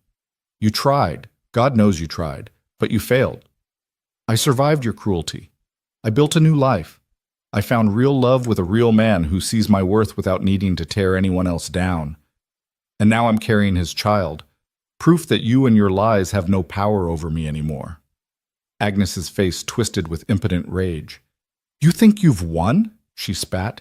"You think coming back here, flaunting your condition, somehow vindicates you? You're still nothing, Grace Weller. Still a nobody from nowhere playing at being important." "Maybe," Grace agreed, "but I'm a nobody who's happy, who's loved, who's building a life that matters. Can you say the same, Mrs. Whitmore? Can you honestly say that all your status and respectability has brought you joy? Or are you just bitter and alone, clinging to your pride because it's all you have left?" The words landed like physical blows. Her carefully maintained composure finally cracked. For just a moment, she looked old and tired and desperately unhappy. Then the mask slammed back into place. "Get out," Agnes said coldly. "Get out of our town and don't come back. You're not welcome here." "I wouldn't stay if you paid me," Grace replied. She turned to address the crowd one final time. "To anyone who's been told they're not enough, by doctors, by family, by people like her, don't believe it. You are enough. You've always been enough, and anyone who can't see that doesn't deserve a place in your life." She mounted her horse with Luke's help, every eye in the square watching her. As they prepared to ride out, Grace's father took a halting step forward. "Grace," he called out, "please, I know I don't deserve it, but can you forgive me?" Grace looked down at him from her horse, this man who'd raised her and then sold her, who'd told her she was worthless and then walked away without looking back. She felt Luke's questioning gaze on her, knew he'd support whatever she decided. "I don't know," she said honestly. "Maybe someday, but not today. Today I'm still too angry. Today I still remember what it felt like to trudge through the snow behind your wagon with a rope cutting into my wrists, knowing my own father valued me at exactly $50. Samuel's face crumpled. "I'll regret it until the day I die." "Good," Grace said, and there was no mercy in her voice. "You should. Maybe that regret will make you think twice before you judge someone else based on lies and prejudice." She gathered her reins, ready to leave this place and these people behind forever. But Thomas suddenly stepped forward, his face pale but determined. "Grace, wait," he said. "I know I don't have the right to ask, but when the baby comes, would you let us know? Would you send word?" Grace considered him, her brother, who'd sat silently in the wagon while she'd been sold, who'd never once stood up for her or questioned their father's decision. But she also saw genuine remorse in his eyes, genuine hope that maybe, someday, they could repair what had been broken. "Maybe," she said finally, "if the baby's born healthy, if we're both well, maybe I'll send word. But don't expect anything more than that, Thomas. Don't expect me to come home for holidays or to let you be part of our lives. Some betrayals are too deep to overcome." Thomas nodded, accepting the boundary she'd set. "Thank you," he said quietly. "That's more than I deserve." Grace looked at Luke, and he nodded. Together they turned their horses and rode out of Evergreen Hollow as the sun sank below the horizon, painting the sky in shades of orange and red. Behind them, Grace heard the explosion of voices as the crowd dissolved into chaos, everyone talking at once, processing the revelations that had just been laid bare. But Grace didn't look back. She kept her eyes forward, fixed on the road ahead, on the life she was building with Luke. The past was behind her now, and she refused to let it have any more power over her future. They rode in silence for a while, putting distance between themselves and the town. When they finally stopped to make camp, Luke helped Grace down from her horse and pulled her into his arms. "Are you all right?" he asked quietly. Grace thought about the question. Was she all right? She'd just confronted everyone who'd ever hurt her, had exposed the conspiracy that had destroyed her life, had walked away from her entire past without looking back. It should have felt devastating. It should have broken her. But instead she felt light, unburdened, free. I'm better than all right, she said, smiling up at him. I'm finally free of them, free of their judgment, their cruelty, their lies. They don't own me anymore, Luke. They never will again. Luke kissed her forehead, her cheeks, her lips. I'm so damn proud of you, he murmured against her mouth. The way you stood up to them, the way you refused to let them diminish you, you were magnificent. I learned from the best, Grace replied, running her fingers through his beard. You showed me what it means to survive with dignity, what it means to build a life on your own terms instead of accepting what other people think you deserve. They made camp in a small clearing off the road, building a fire and sharing a simple meal of dried meat and hard bread. As darkness fell and stars began appearing in the sky above them, Grace found herself thinking about Sarah Miller and all the other women who'd looked at her with such desperate hope. I wish I could do more for them, she said quietly, for women like Sarah who are going through what I went through. I wish I could save them all. Luke pulled her closer, wrapping a blanket around both of them against the cooling night air. You did more than you realize, he said. You showed them it's possible to survive, to fight back, to refuse to accept other people's definitions of who you are. That's not nothing, Grace. That's revolutionary. Is it enough?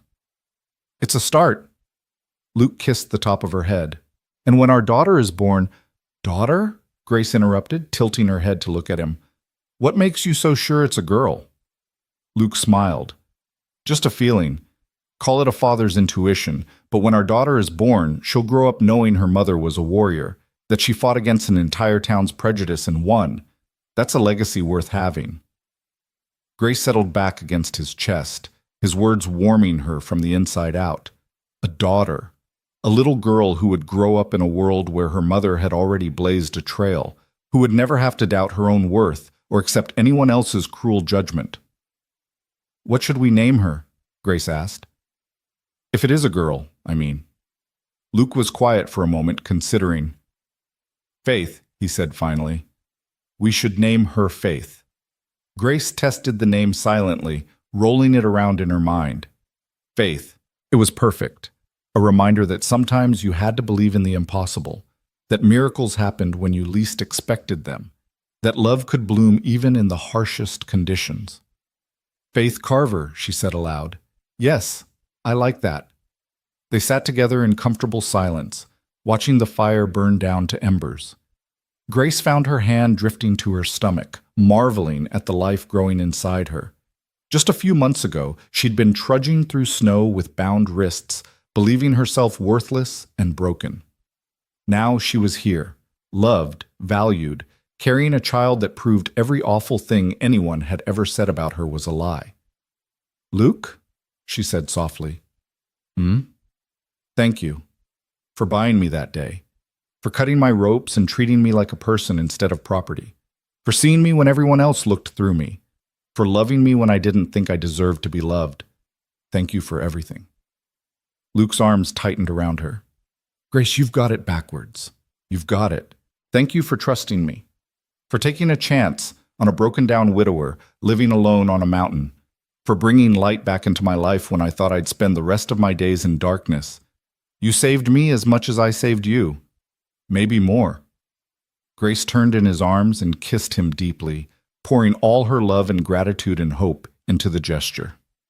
When they finally pulled apart, both breathless, Luke rested his forehead against hers. Let's go home, he said. Back to our mountain. Back to our life. Home? Grace repeated, and realized it was true. The cabin on Carver's Ridge was home now, more home than the house in Evergreen Hollow had ever been. It was where she'd learned to laugh again, to hope again, to believe in herself again. It was where she'd found love and built a future worth having. Yes, she agreed. Let's go home. They set out the next morning, retracing their route back toward the mountains. The journey seemed shorter this time, perhaps because Grace knew what waited at the end. not uncertainty or fear, but safety and love. When they finally crested the ridge and saw the cabin nestled in its clearing, Grace felt her heart swell with something close to joy. This was her life now, not the one she'd been born into or the one she'd been promised, but the one she'd chosen. And it was better than anything she'd dared to dream. Luke helped her down from her horse and immediately set about unpacking their supplies and seeing to the animals. Grace went inside and lit the fire, feeling the cabin warm around her like a welcoming embrace. Everything was just as they'd left it: the mismatched chairs, the repaired book of poetry, the bed where they'd first made love and confessed their feelings. She put on water to boil for tea and was standing at the window watching Luke work in the paddock when she felt it, a strange flutter in her belly, so faint she almost missed it. Grace froze, her hand instinctively moving to her stomach. There it was again, a tiny movement, like butterfly wings brushing against her from the inside. "Luke!" she called out, her voice shaking with excitement. "Luke, come quick!" He dropped what he was doing and ran to the cabin, bursting through the door with panic written across his face. "What's wrong? Are you hurt? Is it the baby?" "Give me your hand," Grace interrupted, grabbing his wrist and pressing his palm flat against her belly. "Wait, just wait." They stood there frozen, barely breathing, Luke's hand warm and solid against the slight swell of her stomach. For a long moment, nothing happened. Then Grace felt it again, that delicate flutter, and saw Luke's eyes go wide. "Was that the baby?" Grace confirmed, tears streaming down her face. "Luke, that was our baby moving." Luke dropped to his knees in front of her, pressing his cheek against her belly, his arms wrapping around her waist. Grace heard him make a sound that was half laugh, half sob, felt his shoulders shake with emotion. "Hello, little one," he whispered against her dress. "Hello, Faith. Your daddy's here. Your mama's here. We're both here, and we love you so much already." Grace ran her fingers through his hair, her own tears falling freely now. This moment, this perfect, precious moment, was everything she'd been denied when the town had declared her barren.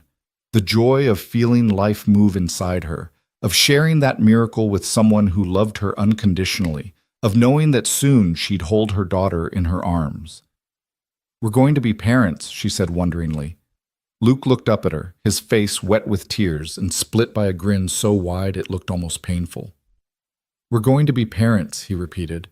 Then he stood and swept her into his arms, spinning her around while she laughed and protested that he'd make her dizzy. When he finally set her down, he cupped her face in both hands and kissed her with such tenderness that Grace felt her heart might burst from the sheer fullness of her love for this man.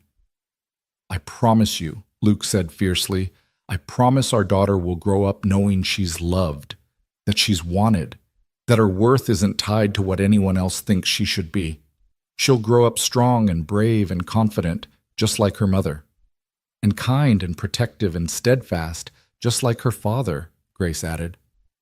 They stood there in their small cabin, wrapped in each other's arms, feeling their baby move between them. Outside, spring was giving way to summer, the world bursting with new life and new possibilities. The winter that had brought Grace to this mountain felt like a lifetime ago, like something that had happened to a different person entirely. That broken girl who'd trudged through the snow with bound wrists didn't exist anymore. In her place stood a woman who'd learned her own strength, who'd fought back against cruelty and won, who'd built a life worth living on her own terms. Grace Carver. Wife, soon-to-be mother, survivor, warrior. She had everything she'd ever wanted, and none of it looked the way she'd once imagined. But that was all right. That was better than all right. Because this life, messy and imperfect and hard-won, was hers, and no one could ever take that away from her again. Summer settled over the mountain like a blessing, bringing with it warm days and cool nights that made the cabin feel like a sanctuary from the rest of the world.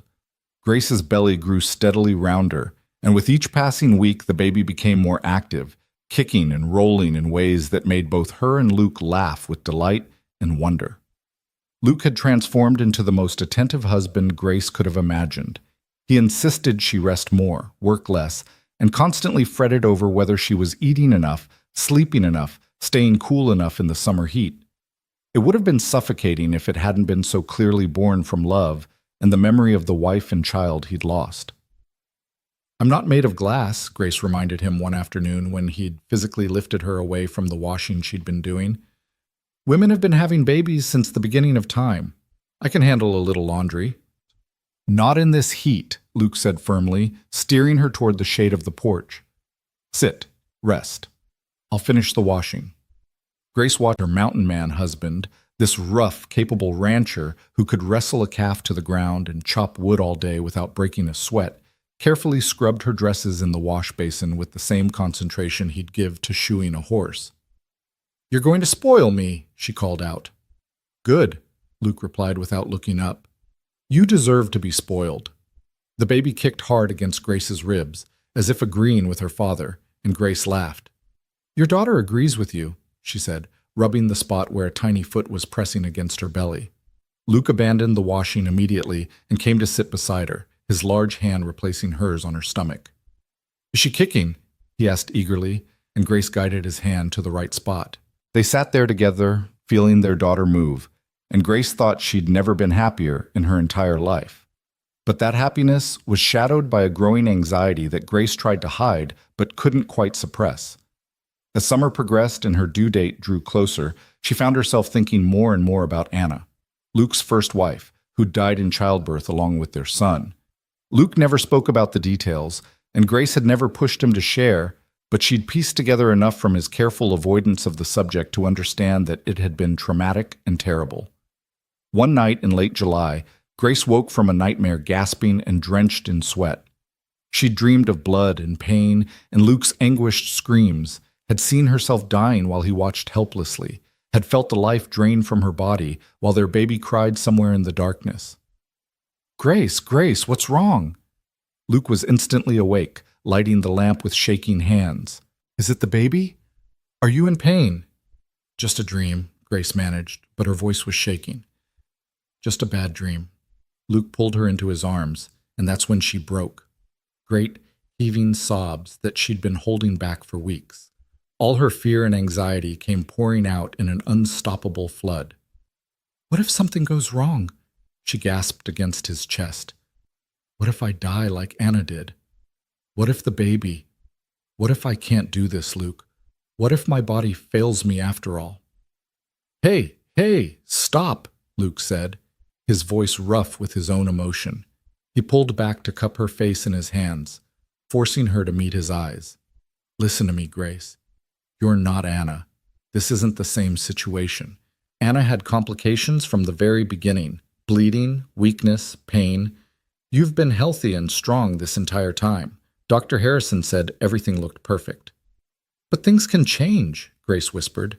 "Things can go wrong so quickly, and if they do, we'll handle it," Luke interrupted firmly.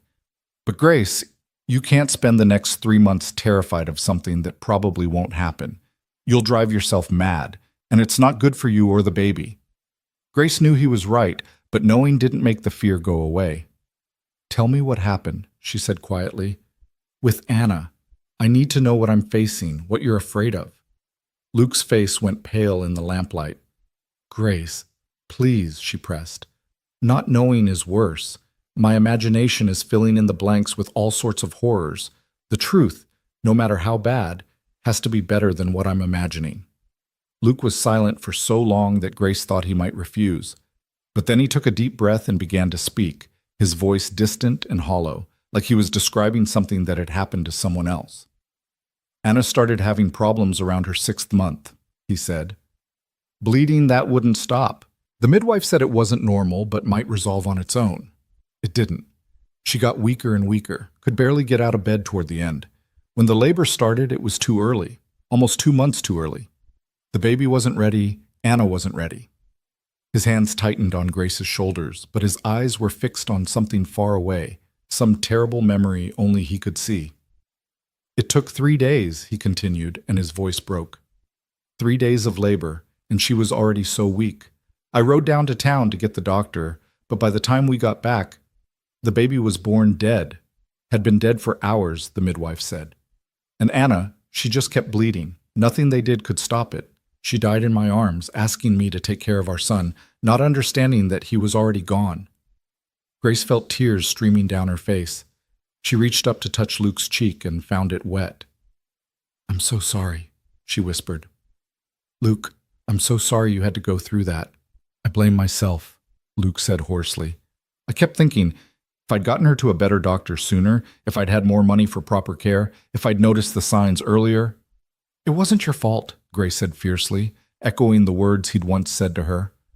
"Sometimes terrible things happen, and there's no one to blame. Just loss." Luke let out a sound that was half laugh, half sob. "You remember that, do you?" "I remember everything you've ever said to me." Grace pressed her forehead against his. "And now I understand why you're so protective, why you panic every time I exert myself. You're afraid of losing me the way you lost her." "Every day," Luke admitted, "every single day I wake up terrified that something will go wrong, that I'll lose you both, that I'll have to live through that nightmare again." "Look at me," Grace commanded, and Luke obeyed. She took his hand and placed it on her belly, where the baby was moving restlessly, disturbed by her mother's emotional state. "Feel that? That's your daughter, alive and healthy and strong. And I'm healthy and strong too. What happened to Anna was a tragedy, but it doesn't mean the same thing will happen to me." "I know that logically," Luke said, "but logic doesn't help when I wake up in the middle of the night and check to make sure you're still breathing. It doesn't help when I see you wince from a kick and my first thought is that something's wrong." Grace understood then just how deep his trauma ran, how much courage it had taken for him to open his heart again, to risk loving someone new when he'd lost so much the first time. "We're going to get through this," she said firmly. "Both of us. Together. And when our daughter is born, healthy and screaming and perfect, you're going to realize that not every story ends in tragedy. Promise me," Luke said suddenly, desperately. "Promise me that if something goes wrong, if it comes down to saving you or saving the baby—" "Don't," Grace interrupted. "Don't ask me to make that choice." "I have to," Luke said, his voice breaking. "Grace, I need to know that you'll fight for yourself, that you won't give up trying to survive, because I can't lose you. I won't survive it a second time." Grace saw the raw terror in his eyes and understood that this wasn't just about her or the baby. This was about Luke's very survival, about whether he could endure another loss of this magnitude. And the truth was, she didn't know if he could. "I promise," she said quietly. "I promise to fight, to do everything in my power to come back to you. But Luke, you have to promise me something too. Anything. If the worst happens, and I'm not saying it will, but if it does, you have to promise you won't let it destroy you, that you'll keep living, that you'll take care of our daughter and tell her about both of us, about the love that made her. Promise me you won't just give up." Luke's jaw clenched. That's not a fair thing to ask. "Neither is making me promise to survive," Grace countered. "But we're making these promises anyway because we love each other, because we need to know the other person will be all right." They stared at each other in the lamplight, two people who'd been broken by life once before and were terrified of being broken again. Finally, Luke nodded. "I promise," he said hoarsely. "I promise I'll keep going, for you, for Faith, even if it kills me to do it." Grace kissed him then, tasting salt from both their tears. They held each other until the lamp burned low, and the first hints of dawn began lightening the sky outside their window. Neither of them slept, but somehow, sharing their fears had made them more bearable. They'd acknowledged the worst possibilities, had made their promises to each other, and now all they could do was trust that love would be enough to see them through. The weeks that followed were both endless and too short. August burned hot and heavy, making Grace feel like she was carrying a boulder instead of a baby. She waddled more than walked, her back ached constantly, and she had to stop working entirely because even the smallest tasks left her breathless and exhausted. Luke had ridden down to the valley in late July and returned with Mrs. Chen, an experienced midwife from one of the Chinese families that had settled in the area after the railroad work dried up. She was a small, no-nonsense woman in her 50s who took one look at Grace and pronounced her fit and healthy. "Baby is big," Mrs. Chen said, her hands expertly probing Grace's belly. "Strong. You carry well. No problems I can see." "When?" Grace asked. "When will the baby come?" Mrs. Chen shrugged. "Baby comes when baby is ready. Maybe 2 weeks, maybe 4. First babies like to take their time." She set up a small room in the barn loft, explaining that she preferred to be close by in case labor started suddenly. Luke had offered to let her stay in the cabin, but Mrs. Chen had waved off the suggestion. "You are newlyweds," she said with a knowing smile. "You need privacy. I am fine in the loft. Very comfortable. You call when baby comes." Grace liked Mrs. Chen immediately. The woman had a calm, steady presence that soothed Grace's anxieties in a way that no amount of Luke's reassurance could quite manage. Mrs. Chen had delivered hundreds of babies, had seen every complication imaginable, and she radiated quiet confidence that things would proceed normally. "You worry too much," Mrs. Chen told Grace during one of her daily visits. "Worry is not good for baby. You need to relax, trust your body. Women have been doing this since the beginning of time. Your body knows what to do." "What if it doesn't?" Grace asked quietly. "What if something goes wrong?" Mrs. Chen fixed her with a sharp look. "Then I fix it. That is why I am here. But Grace, you cannot spend these weeks afraid.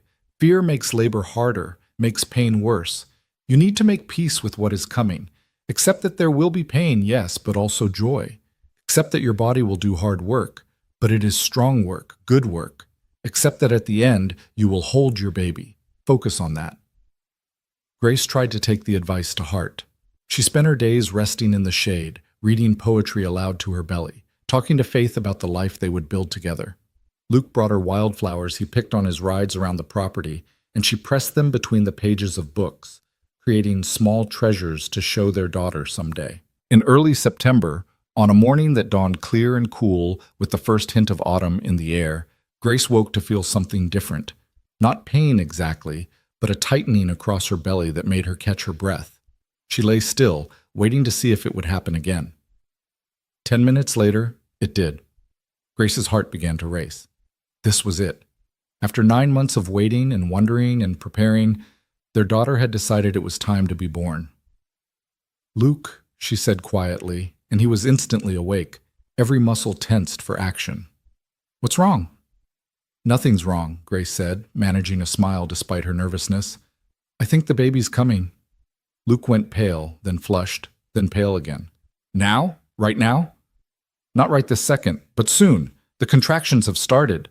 Luke was on his feet immediately, pulling on clothes with shaking hands. "I'll get Mrs. Chen. You stay here. Don't move. Don't—" "Luke," Grace interrupted, catching his hand. "Breathe. We have time." Mrs. Chen said first babies take a while. This could go on for hours. "Or it could go fast," Luke said, and she could hear the panic threading through his voice. "Anna's labor was 3 days, but I've heard of women who deliver in an hour, and—" "Stop," Grace said firmly. "Listen to me. Everything is going to be fine. Mrs. Chen is prepared. You're prepared. I'm prepared. This is what we've been waiting for. So take a breath, get the midwife, and come back to me. All right?" Luke nodded jerkily, pressed a hard kiss to her forehead, and practically ran out the door. Grace heard him shouting for Mrs. Chen as he sprinted toward the barn, and despite everything, she found herself smiling. Her strong, capable husband, reduced to a nervous wreck at the prospect of becoming a father. Mrs. Chen arrived within minutes, completely unruffled despite having been woken from sleep. She did a quick examination, timing Grace's contractions, and nodded in satisfaction. "Good strong contractions," she announced. "Steady rhythm. This baby will come tonight, I think. Maybe early tomorrow morning." "That long?" Luke asked, looking stricken. Mrs. Chen patted his arm. "First babies always take time. Is normal. You need to be patient." She turned to Grace. "Can you walk?" "I think so." "Good. Walking helps labor progress. We walk, we rest, we walk more.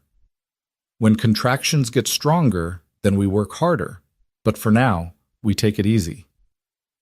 The hours that followed were strange, simultaneously the longest and shortest of Grace's life. The contractions came in waves, starting as mild tightening and gradually building in intensity until Grace had to stop and breathe through them. Mrs. Chen guided her through various positions, walking, sitting, squatting, lying on her side, explaining that movement helped the baby descend and made labor faster. Luke hovered constantly, looking like he might collapse from stress at any moment. Mrs. Chen finally shooed him outside to chop wood, explaining that he needed something to do with his nervous energy, or he'd drive them both mad. "Men are useless during labor," she said matter-of-factly. They pace and worry and get in the way. Better to give them work. Grace could hear the rhythmic thunk of the axe outside and found it oddly comforting. Luke was out there, working off his fear and anxiety while she did the hard work of bringing their child into the world. They were in this together, even if they were physically separated. By afternoon, the contractions were coming faster and harder. Grace had to grip the bedpost and breathe in slow, measured counts, while pain radiated across her belly and down her back.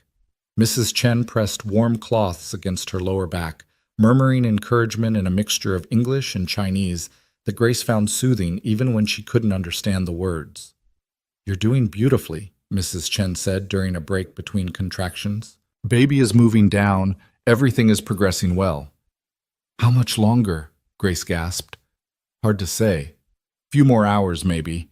Your body is working hard, doing good work." Luke came in as the sun was setting, his face haggard with worry. "Is she all right?" he asked Mrs. Chen. "Should it be taking this long?" "She is fine," Mrs. Chen said firmly. "Labor takes as long as it takes. No rushing." Luke knelt beside the bed where Grace was resting between contractions and took her hand. "I'm right here," he said softly. "Right here with you." Grace squeezed his fingers. "I'm scared," she admitted. "I know.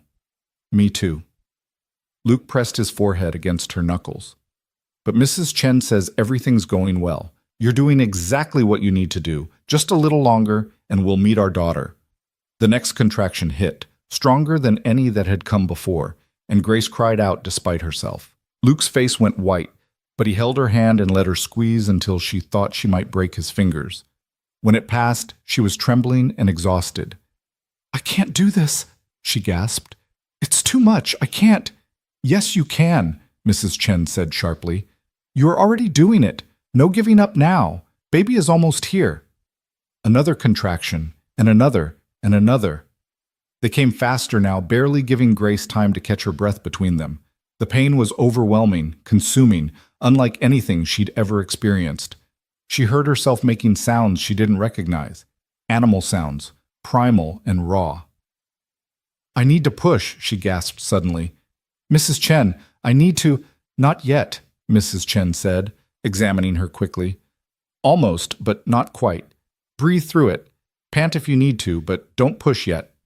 It was agony trying not to push when every fiber of her being was screaming at her to do exactly that. Grace gripped Luke's hand so hard she felt something pop, but he didn't flinch, didn't pull away. He just kept murmuring encouragement, telling her how strong she was, how proud he was, how much he loved her. "Now," Mrs. Chen said finally. "Now you can push. Next contraction, you push hard." Grace barely had time to register the words before the next wave hit. She bore down with everything she had, feeling something shift and move inside her. Luke supported her back, Mrs. Chen guided her through the push, and for one perfect moment, they were all working together toward a single goal. "Good!" Mrs. Chen exclaimed. "Very good! Again on the next one." Push after push after push. Grace lost track of time, lost track of everything except the need to get this baby out, to finish what her body had started 9 months ago. Sweat poured down her face, her hair stuck to her neck, her throat was raw from crying out. But she kept going. She'd promised Luke she would fight, and she was keeping that promise with every ounce of strength she possessed. "Head is out," Mrs. Chen announced. "One more big push, Grace. You can do this." Grace gathered every last bit of energy she had left and pushed with a force that felt like it might split her apart. She felt a sudden release, a lessening of pressure, and then a cry. Thin and reedy and absolutely perfect, cutting through the night air like a declaration of existence. "It's a girl," Mrs. Chen said, laughing with delight. "Beautiful, healthy girl." Grace collapsed back against Luke's chest, sobbing with relief and joy and exhaustion. Luke was crying too, his tears falling onto her face as he held her and repeated, "Thank you, thank you, thank you," over and over, like a prayer. Mrs. Chen worked quickly, cleaning the baby and wrapping her in a soft blanket before placing her on Grace's chest. Grace looked down at her daughter, at Faith, and felt her heart simply stop. She was perfect. Impossibly, miraculously perfect. Tiny fingers already curling into fists, eyes scrunched closed against the lamplight, a shock of dark hair plastered to her small head. She was real and alive and here, after months of hoping and fearing and praying. "Hello, Faith," Grace whispered, tracing one finger down her daughter's soft cheek. "Hello, my beautiful girl. We've been waiting for you."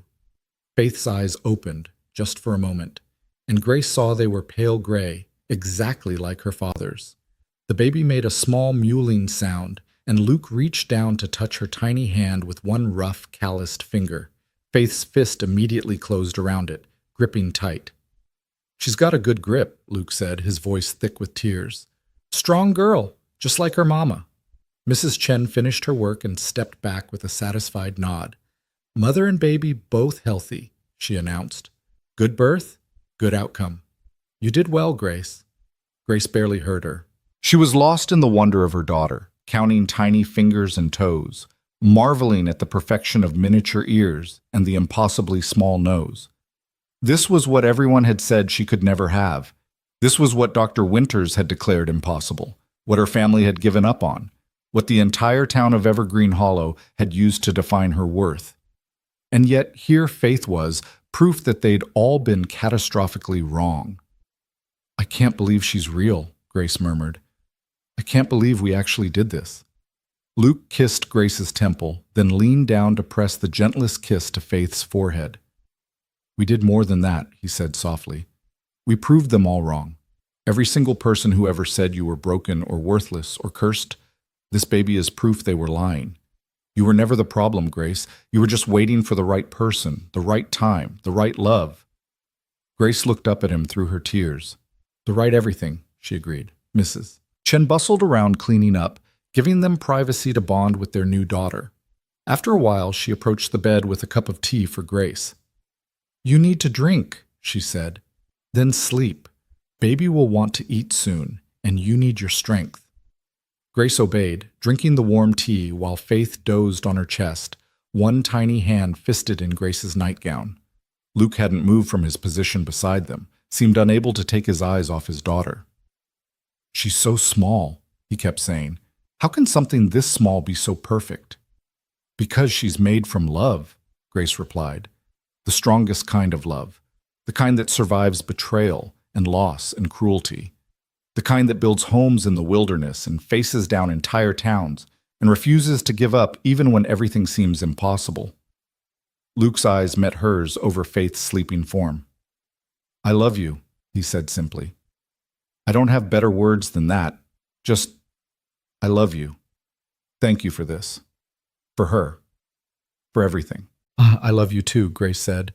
"And I'm so glad I get to build this life with you. That our daughter gets to grow up with a father who's kind and strong and who'll teach her that her worth comes from who she is, not what anyone else thinks she should be." Mrs. Chen returned then and gently took Faith from Grace's arms. "Time for baby to eat," she announced.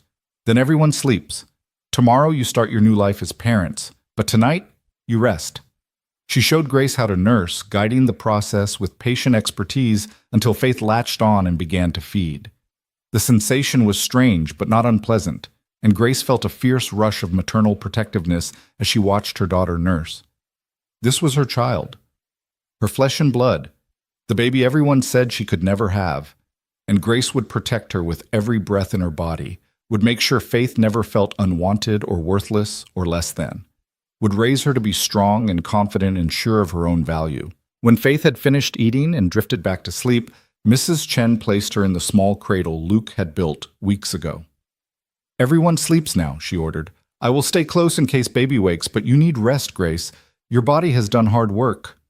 Grace wanted to protest, wanted to stay awake and stare at her daughter, to convince herself this wasn't all a dream, but exhaustion pulled at her like a physical weight.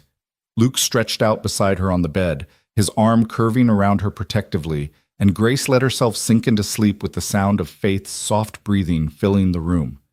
She woke several times during the night to feed Faith, each time marveling anew that this perfect creature was really hers.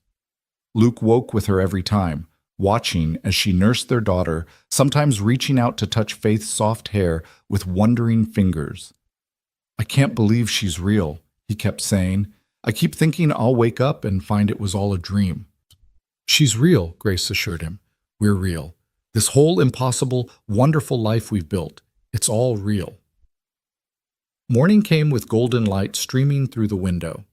Mrs. Chen appeared with breakfast and pronounced both mother and baby to be thriving. "I will stay a few more days," she said. "Make sure everything continues well. Then I go home, and you are on your own." "Thank you," Grace said, meaning it with her whole heart. "Thank you for being here, for helping bring her safely into the world." Mrs. Chen smiled. "It's my honor," she said simply. "New life is always a blessing, especially a life as wanted as this one." Over the next few days, Grace and Luke learned the rhythms of parenthood. The sleepless nights, the constant feedings, the anxiety that came with being responsible for something so small and vulnerable. But they also learned the joys. Faith's first real smile, the way she curled into Grace's neck when she was upset, the sound of Luke's deep voice singing lullabies he claimed not to remember from his own childhood. True to her word, Mrs. Chen left after 3 days, satisfied that Grace was healing well and Faith was thriving. Before she departed, she gave Grace detailed instructions on caring for the baby and warning signs to watch for. "If you have any problems, you send for me," she said firmly. "But I do not think you will. You are strong, Mama. This baby is lucky to have you." After Mrs. Chen left, Grace stood in the doorway of the cabin, watching Luke work with the horses while Faith slept in her arms. The autumn air was crisp and clean, carrying the scent of pine and approaching winter. In a few months, the snow would return, and they'd be isolated again on their mountain. But this time, they wouldn't be alone. This time, they'd have Faith. Grace thought about the girl she'd been 9 months ago. Broken, worthless, sold by her own family, and trudging through snow toward an uncertain future. That girl would never have believed she'd end up here. Loved, valued, holding her own miracle baby while her husband worked nearby, and their whole future stretched out before them like an open road. "What are you thinking about?" Luke asked, appearing beside her with hay in his hair and dirt on his hands. Grace smiled up at him. "How far we've come," she said. "How much has changed?" Luke looked down at Faith, his expression softening. "Everything has changed," he agreed, "and it's all because of you, because you were brave enough to trust me, to build this life with me." "We built it together," Grace corrected. She leaned against him, and he wrapped his arm around both her and Faith. They stood there in the doorway, a small family carved out of loss and pain, and the stubborn refusal to accept anyone else's definition of who they should be. And as Faith stirred in her arms and opened those pale gray eyes, Grace felt something settle deep in her chest. Peace, contentment, the bone-deep knowledge that she was exactly where she was meant to be, with exactly the people she was meant to love. This was home. This was family. This was everything. October painted the mountain in shades of gold and crimson, and Faith grew stronger with each passing day. She'd already developed a personality that made both Grace and Luke laugh, stubborn when hungry, curious about everything, and possessing a set of lungs that could wake them from the deepest sleep. Grace had never been so exhausted or so happy in her entire life. One crisp morning, as Grace nursed Faith by the window while watching Luke mend fences in the distance, she heard the sound of hoofbeats approaching. Her heart jumped into her throat. They rarely had visitors, and unexpected company on the mountain usually meant trouble. Luke had heard it too. He dropped his tools and moved toward the cabin with the fluid speed of a man who'd learned to be cautious. Grace stood, cradling Faith protectively, and moved away from the window. "Stay inside," Luke called out as he reached for the rifle he kept by the door. "Don't come out until I say it's safe." Grace's pulse hammered as she watched through the gap in the curtain. A single rider crested the ridge, and Grace's breath caught when she recognized him. Thomas. Her brother. Luke must have recognized him too because he lowered the rifle slightly, though he didn't put it away.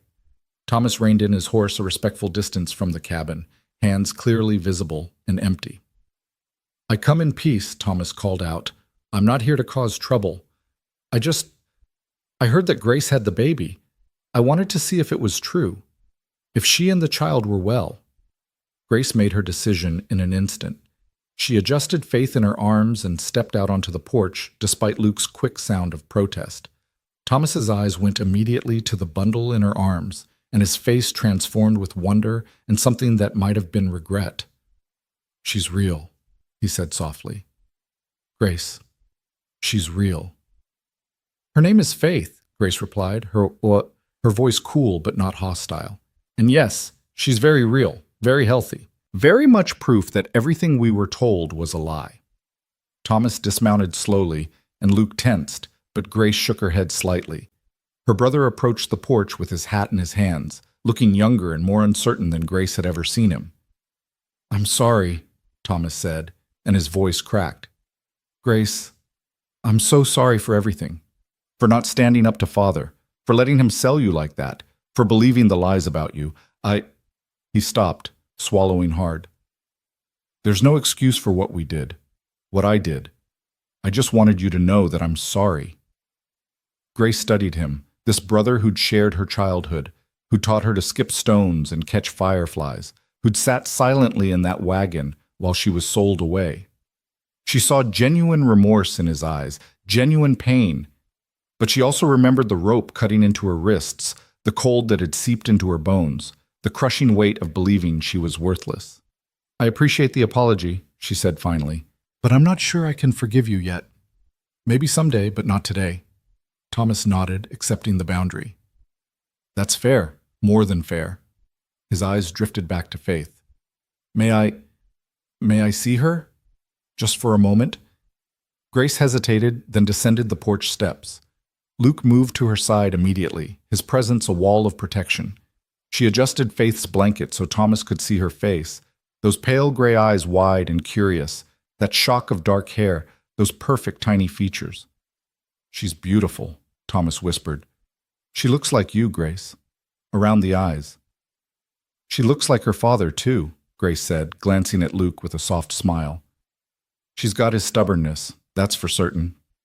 Thomas reached out as if to touch Faith, then seemed to think better of it and dropped his hand. "Mother doesn't know I'm here," he said quietly. She's not well, Grace. What happened in the town square, what Edmund revealed about Mrs. Whitmore. It broke something in her. She spends most days in bed now, staring at the wall. Won't eat, won't talk, just stares." Grace felt a complicated swirl of emotions at that news. Part of her felt vindicated. Her mother deserved to feel some of the pain she'd caused. But another part, the part that remembered being held as a child, that remembered her mother's lullabies and gentle hands, felt a stab of unwanted sympathy. "And Father?" she asked. "Drinks," Thomas said bluntly. "From morning until night. He sold the Southfield to pay debts. We're struggling, Grace. The whole family is falling apart." He looked at her with desperate eyes. "I'm not telling you this to make you feel guilty or to ask for help. I thought you should know, thought you deserved to know that what they did to you has consequences." "It's not my job to fix them," Grace said firmly, though her voice softened slightly. "They made their choices. They have to live with them." "I know." Thomas twisted his hat in his hands. "I just wanted you to know that we're paying for what we did, and that He stopped, his voice breaking again. "Miss you, Grace. I miss my sister. I know I don't deserve your forgiveness, but I miss you." Grace felt tears prick her eyes. This was the brother she remembered, the one who'd defended her against bullies, who'd sneaked her extra dessert, who'd told her stories to chase away nightmares, the one who'd failed her when she needed him most. "I miss you too," she admitted quietly. "I miss who we used to be, before everything went wrong. But Thomas, I can't go back to being that person.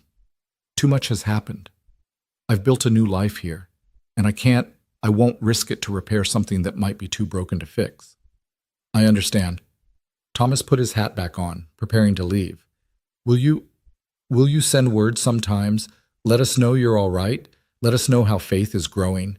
Grace looked at Luke, who nodded slightly, leaving the decision to her. She considered Thomas's request, weighing her anger against the small kernel of love that still remained for the brother he'd once been.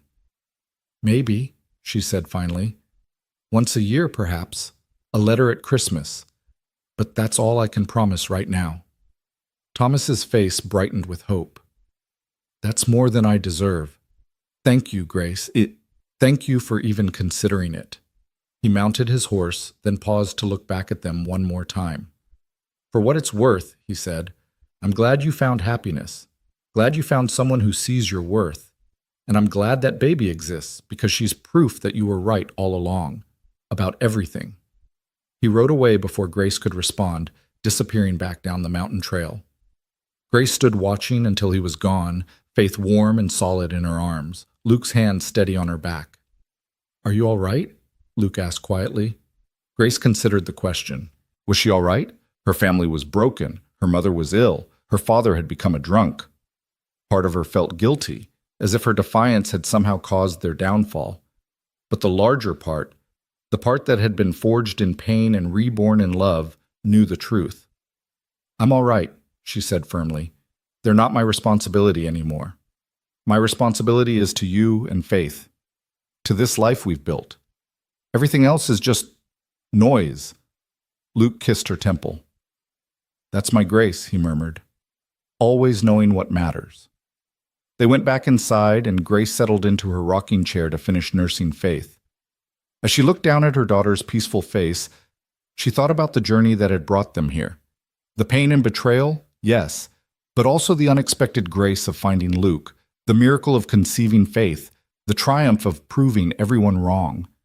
Her story could have ended so differently. She could have frozen to death in the wilderness, or died in childbirth like Anna, or simply withered away under the weight of shame and rejection. But she hadn't. She'd survived. She'd fought.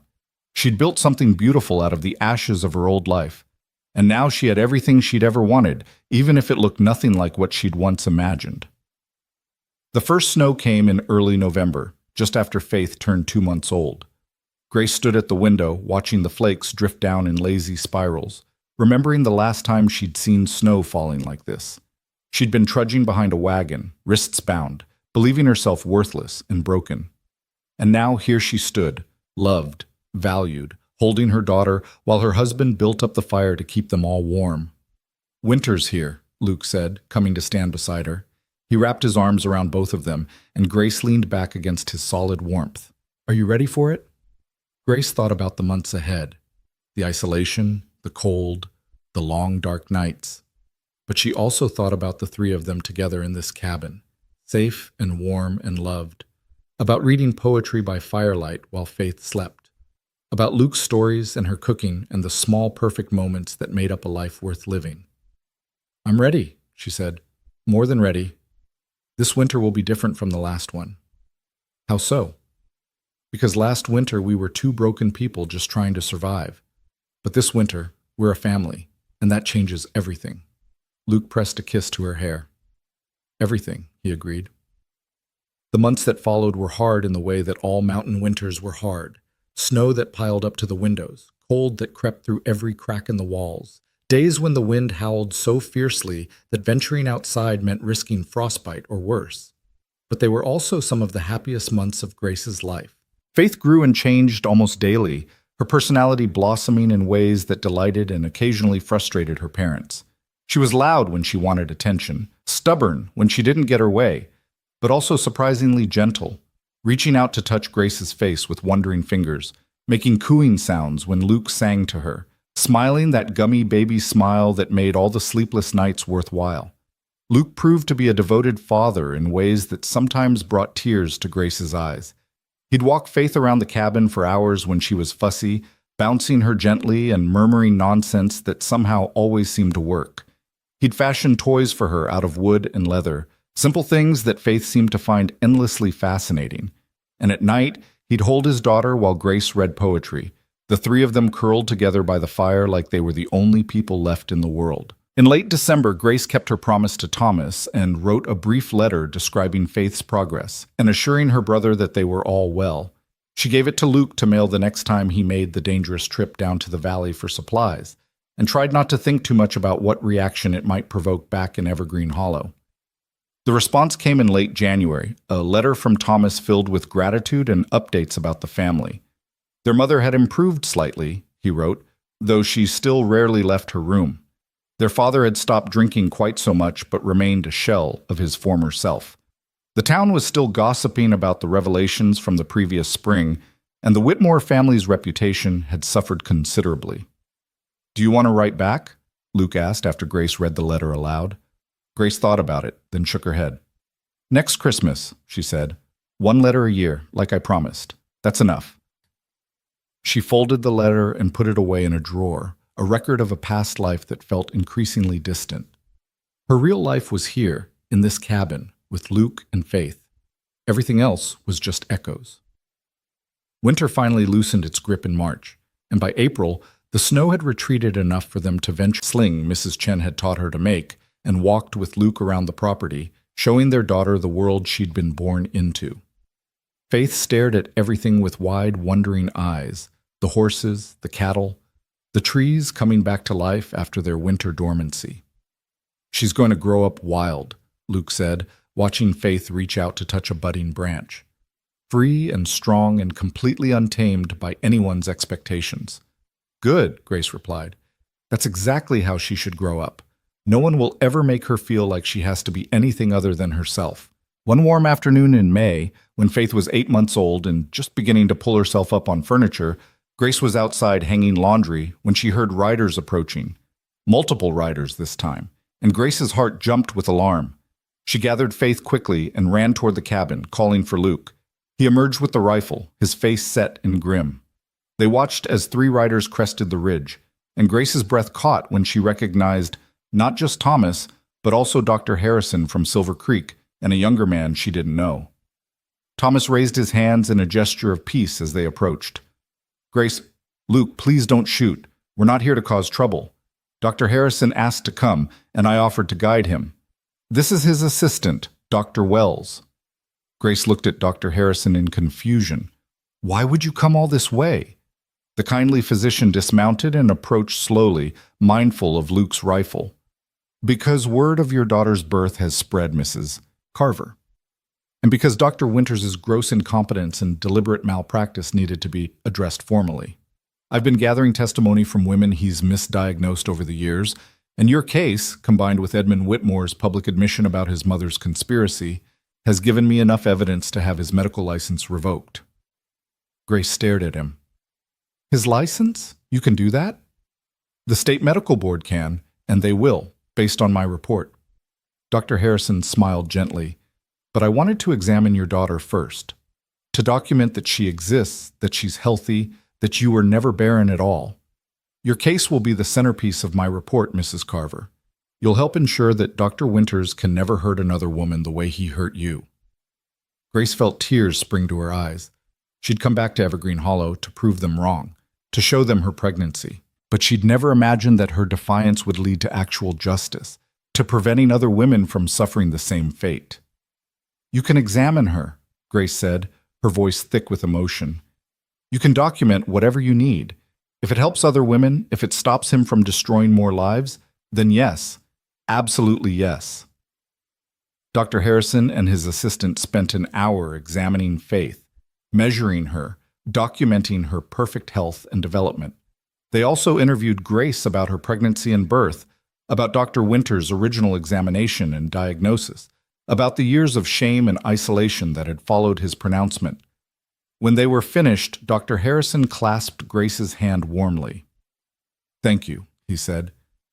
Your courage in coming back to that town, in standing up to those people, it's made all the difference.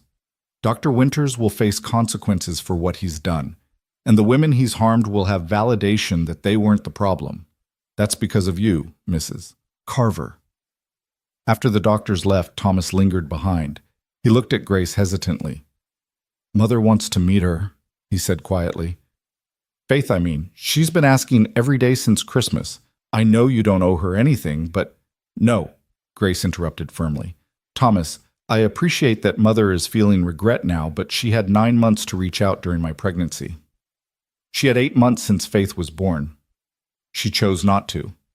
And I'm not going to subject my daughter to someone who might still believe she's somehow tainted or cursed because of how the town talked about me. She doesn't believe that anymore, Thomas protested. She knows she was wrong. She wants a chance to apologize, to try to make things right. Some things can't be made right, Grace said, though her voice was gentle. Some betrayals cut too deep. Tell Mother I'm glad she's feeling better. Tell her I hope she finds peace. But I can't let her back into my life, Thomas. The risk is too great. I won't let anyone make Faith feel the way I was made to feel. Not ever. Thomas nodded sadly. I understand. I'll tell her. He mounted his horse, then looked back one more time. For what it's worth, Grace, I think you're an amazing mother. Faith is lucky to have you. She's lucky to have both of us, Grace corrected, reaching for Luke's hand. That's what real family looks like. People who choose each other, who protect each other, who refuse to let the world define their worth. Tell Mother that. Tell her that blood doesn't make family. Love does. Thomas rode away, and Grace watched him go with mixed feelings. She didn't regret her decision. Protecting Faith was paramount, but part of her mourned the family she'd once had, the mother who'd once tucked her in at night and kissed her scraped knees. You did the right thing, Luke said quietly. I know, Grace replied. It just doesn't always feel good, doing the right thing. No, Luke agreed, but that's what makes it right. If it was easy, it wouldn't mean anything. Summer returned with its warmth and long days, and Faith celebrated her first birthday with a cake Grace made from their precious stores of sugar and flour. The baby, not quite a baby anymore, smashed her chubby hands into the frosting and laughed with pure delight, and Grace and Luke laughed with her, capturing this perfect moment in their memories. Faith took her first steps in late August, staggering from Luke's arms to Grace's with a look of fierce concentration that made them both hold their breath. When she made it across the gap, Grace swept her up and spun her around while Luke cheered. That's our girl, he said proudly. Strong and determined, just like her mama. As autumn approached again, bringing with it the anniversary of Faith's birth and Grace's arrival on the mountain, Grace found herself reflecting on how much had changed in 2 years. She'd gone from being a woman sold as worthless to a wife, mother, and the catalyst for medical justice. She'd gone from believing herself broken to understanding that she'd never been the problem at all. One evening, as they sat on the porch watching the sunset while Faith played at their feet, Grace leaned against Luke's shoulder and said, Do you ever wonder what would have happened if my father hadn't sold me? If I'd stayed in Evergreen Hollow? Luke was quiet for a moment, considering. I think you would have survived, he said finally, because that's who you are, a survivor. But I don't think you would have thrived, not the way you've thrived here. And you? Grace asked. What would have happened to you? I'd have stayed in my grief, Luke said honestly. I'd have gone through the motions of living without ever really being alive. You saved me, Grace. You brought me back from a very dark place. Grace laced her fingers through his. We saved each other, she said. That's what love does. It takes two broken people and makes them whole. Faith chose that moment to toddle over and grab onto Grace's skirt, demanding to be picked up. Grace obliged, settling their daughter on her lap while Luke's arm came around both of them. They sat there as the sky turned from gold to pink to purple. Three people who'd found each other against impossible odds and built a family out of love and determination and sheer stubborn refusal to accept anyone else's definition of their worth. In October, Grace received another letter from Thomas. Dr. Winter's license had been officially revoked by the state medical board. He'd been publicly censured, his reputation destroyed, his practice shut down. Several women had come forward with their own stories of his malpractice, adding their voices to Grace's. And Edmund Whitmore had broken his engagement to the woman his mother had chosen for him, announcing that he planned to move to California and start fresh somewhere his family's reputation couldn't follow him. The town of Evergreen Hollow was changing, Thomas wrote. People were questioning things they'd never questioned before, challenging authorities they'd never challenged, and it had all started with Grace's refusal to accept the lies they'd told about her. You changed things, Luke said after reading the letter. Not just for yourself, but for everyone. Grace thought about Sarah Miller and all the other women who'd looked at her with such hope that day in the town square. Thought about the women who might now get second opinions instead of accepting a charlatan's diagnosis. Thought about the ripples spreading out from one act of defiance.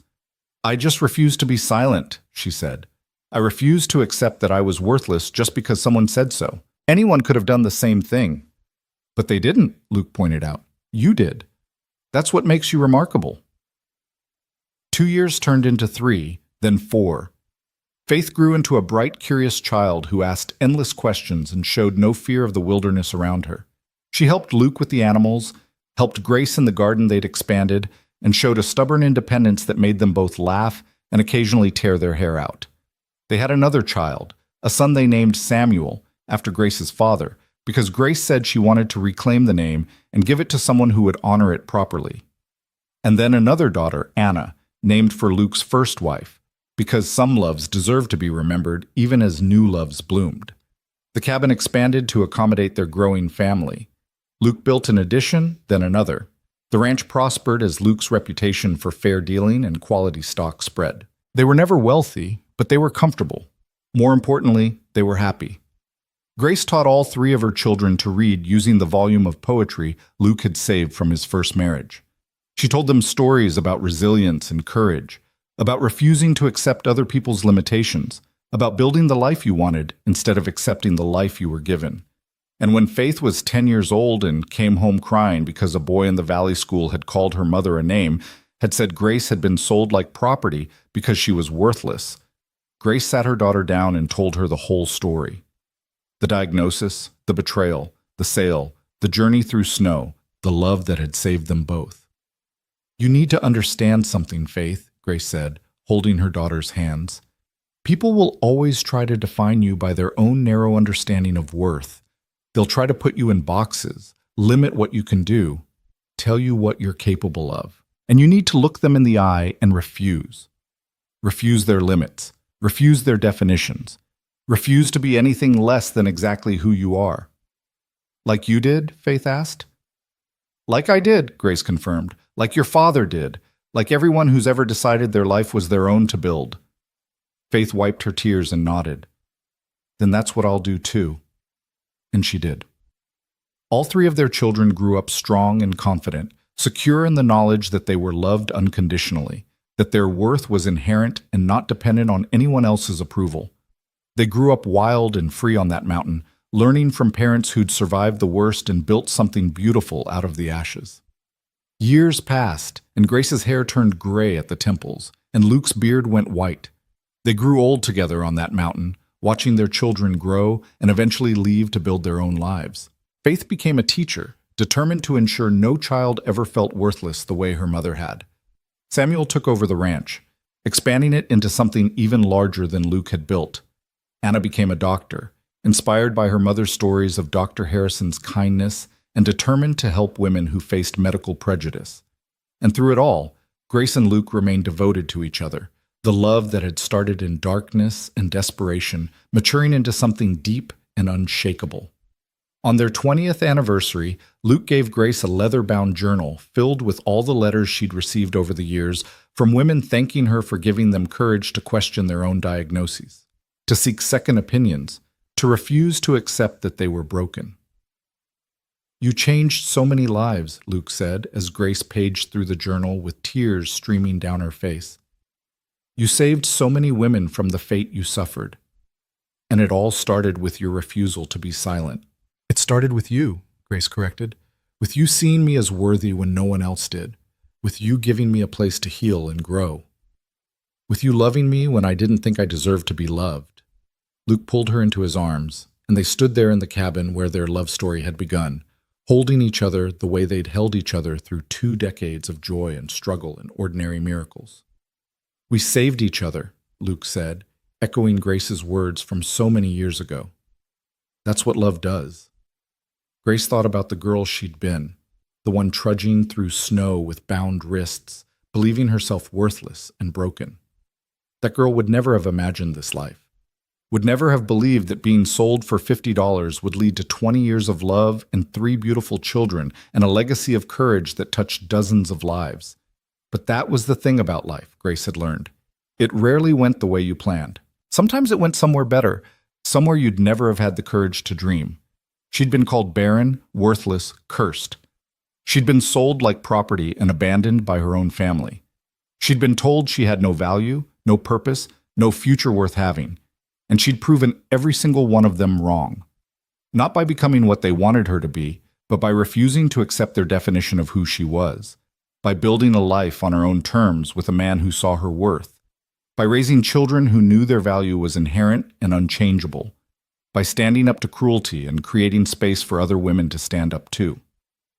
As Grace stood in Luke's arms, watching the sun set over the mountains that had become her home, she thought about all the women who'd written to her over the years, all the lives that had been changed by her refusal to be silent, all the ripples spreading out from one act of defiance. Her family had sold her as worthless, but a rancher had seen her worth, had gotten her pregnant in days when everyone said it was impossible, had loved her truly and completely for 20 years and counting. And that love, that impossible, miraculous, defiant love, had changed everything. Grace smiled and held Luke tighter, grateful for every step of the journey that had brought her here. The pain had been real, and the betrayal had cut deep. But the love had been deeper. The healing had been real, and the life they'd built together had been worth every moment of struggle. This was her story. Not the one others had written for her, but the one she'd written herself. A story of survival and defiance and love that refused to die even in the darkest winter. And it was beautiful. As the last rays of sunlight painted the sky in shades of gold and crimson, Grace and Luke turned back toward their cabin, the home they'd built together, filled with memories and love and proof that sometimes the most impossible miracles are the ones that start with someone simply refusing to give up. Behind them, the mountains stood eternal and unchanging. But the people who lived among them had changed everything, had proven that worth wasn't something bestowed by others, but something inherent and unshakable, had shown that love could bloom even in the harshest conditions, had demonstrated that sometimes being sold as worthless was just the beginning of discovering your true value. And on certain mornings, when the mist lifted and the world felt new and full of possibility, you could still hear their laughter carried on the wind, a reminder that the most impossible miracles are the ones we choose to believe in, the ones we fight for, the ones we build with our own stubborn, beautiful hands. This was their story, and it would echo through generations, inspiring anyone who'd ever been told they weren't enough to stand up and prove the world wrong. Because Grace Carver had done exactly that, and in doing so, she'd given permission to everyone who came after her to do the same.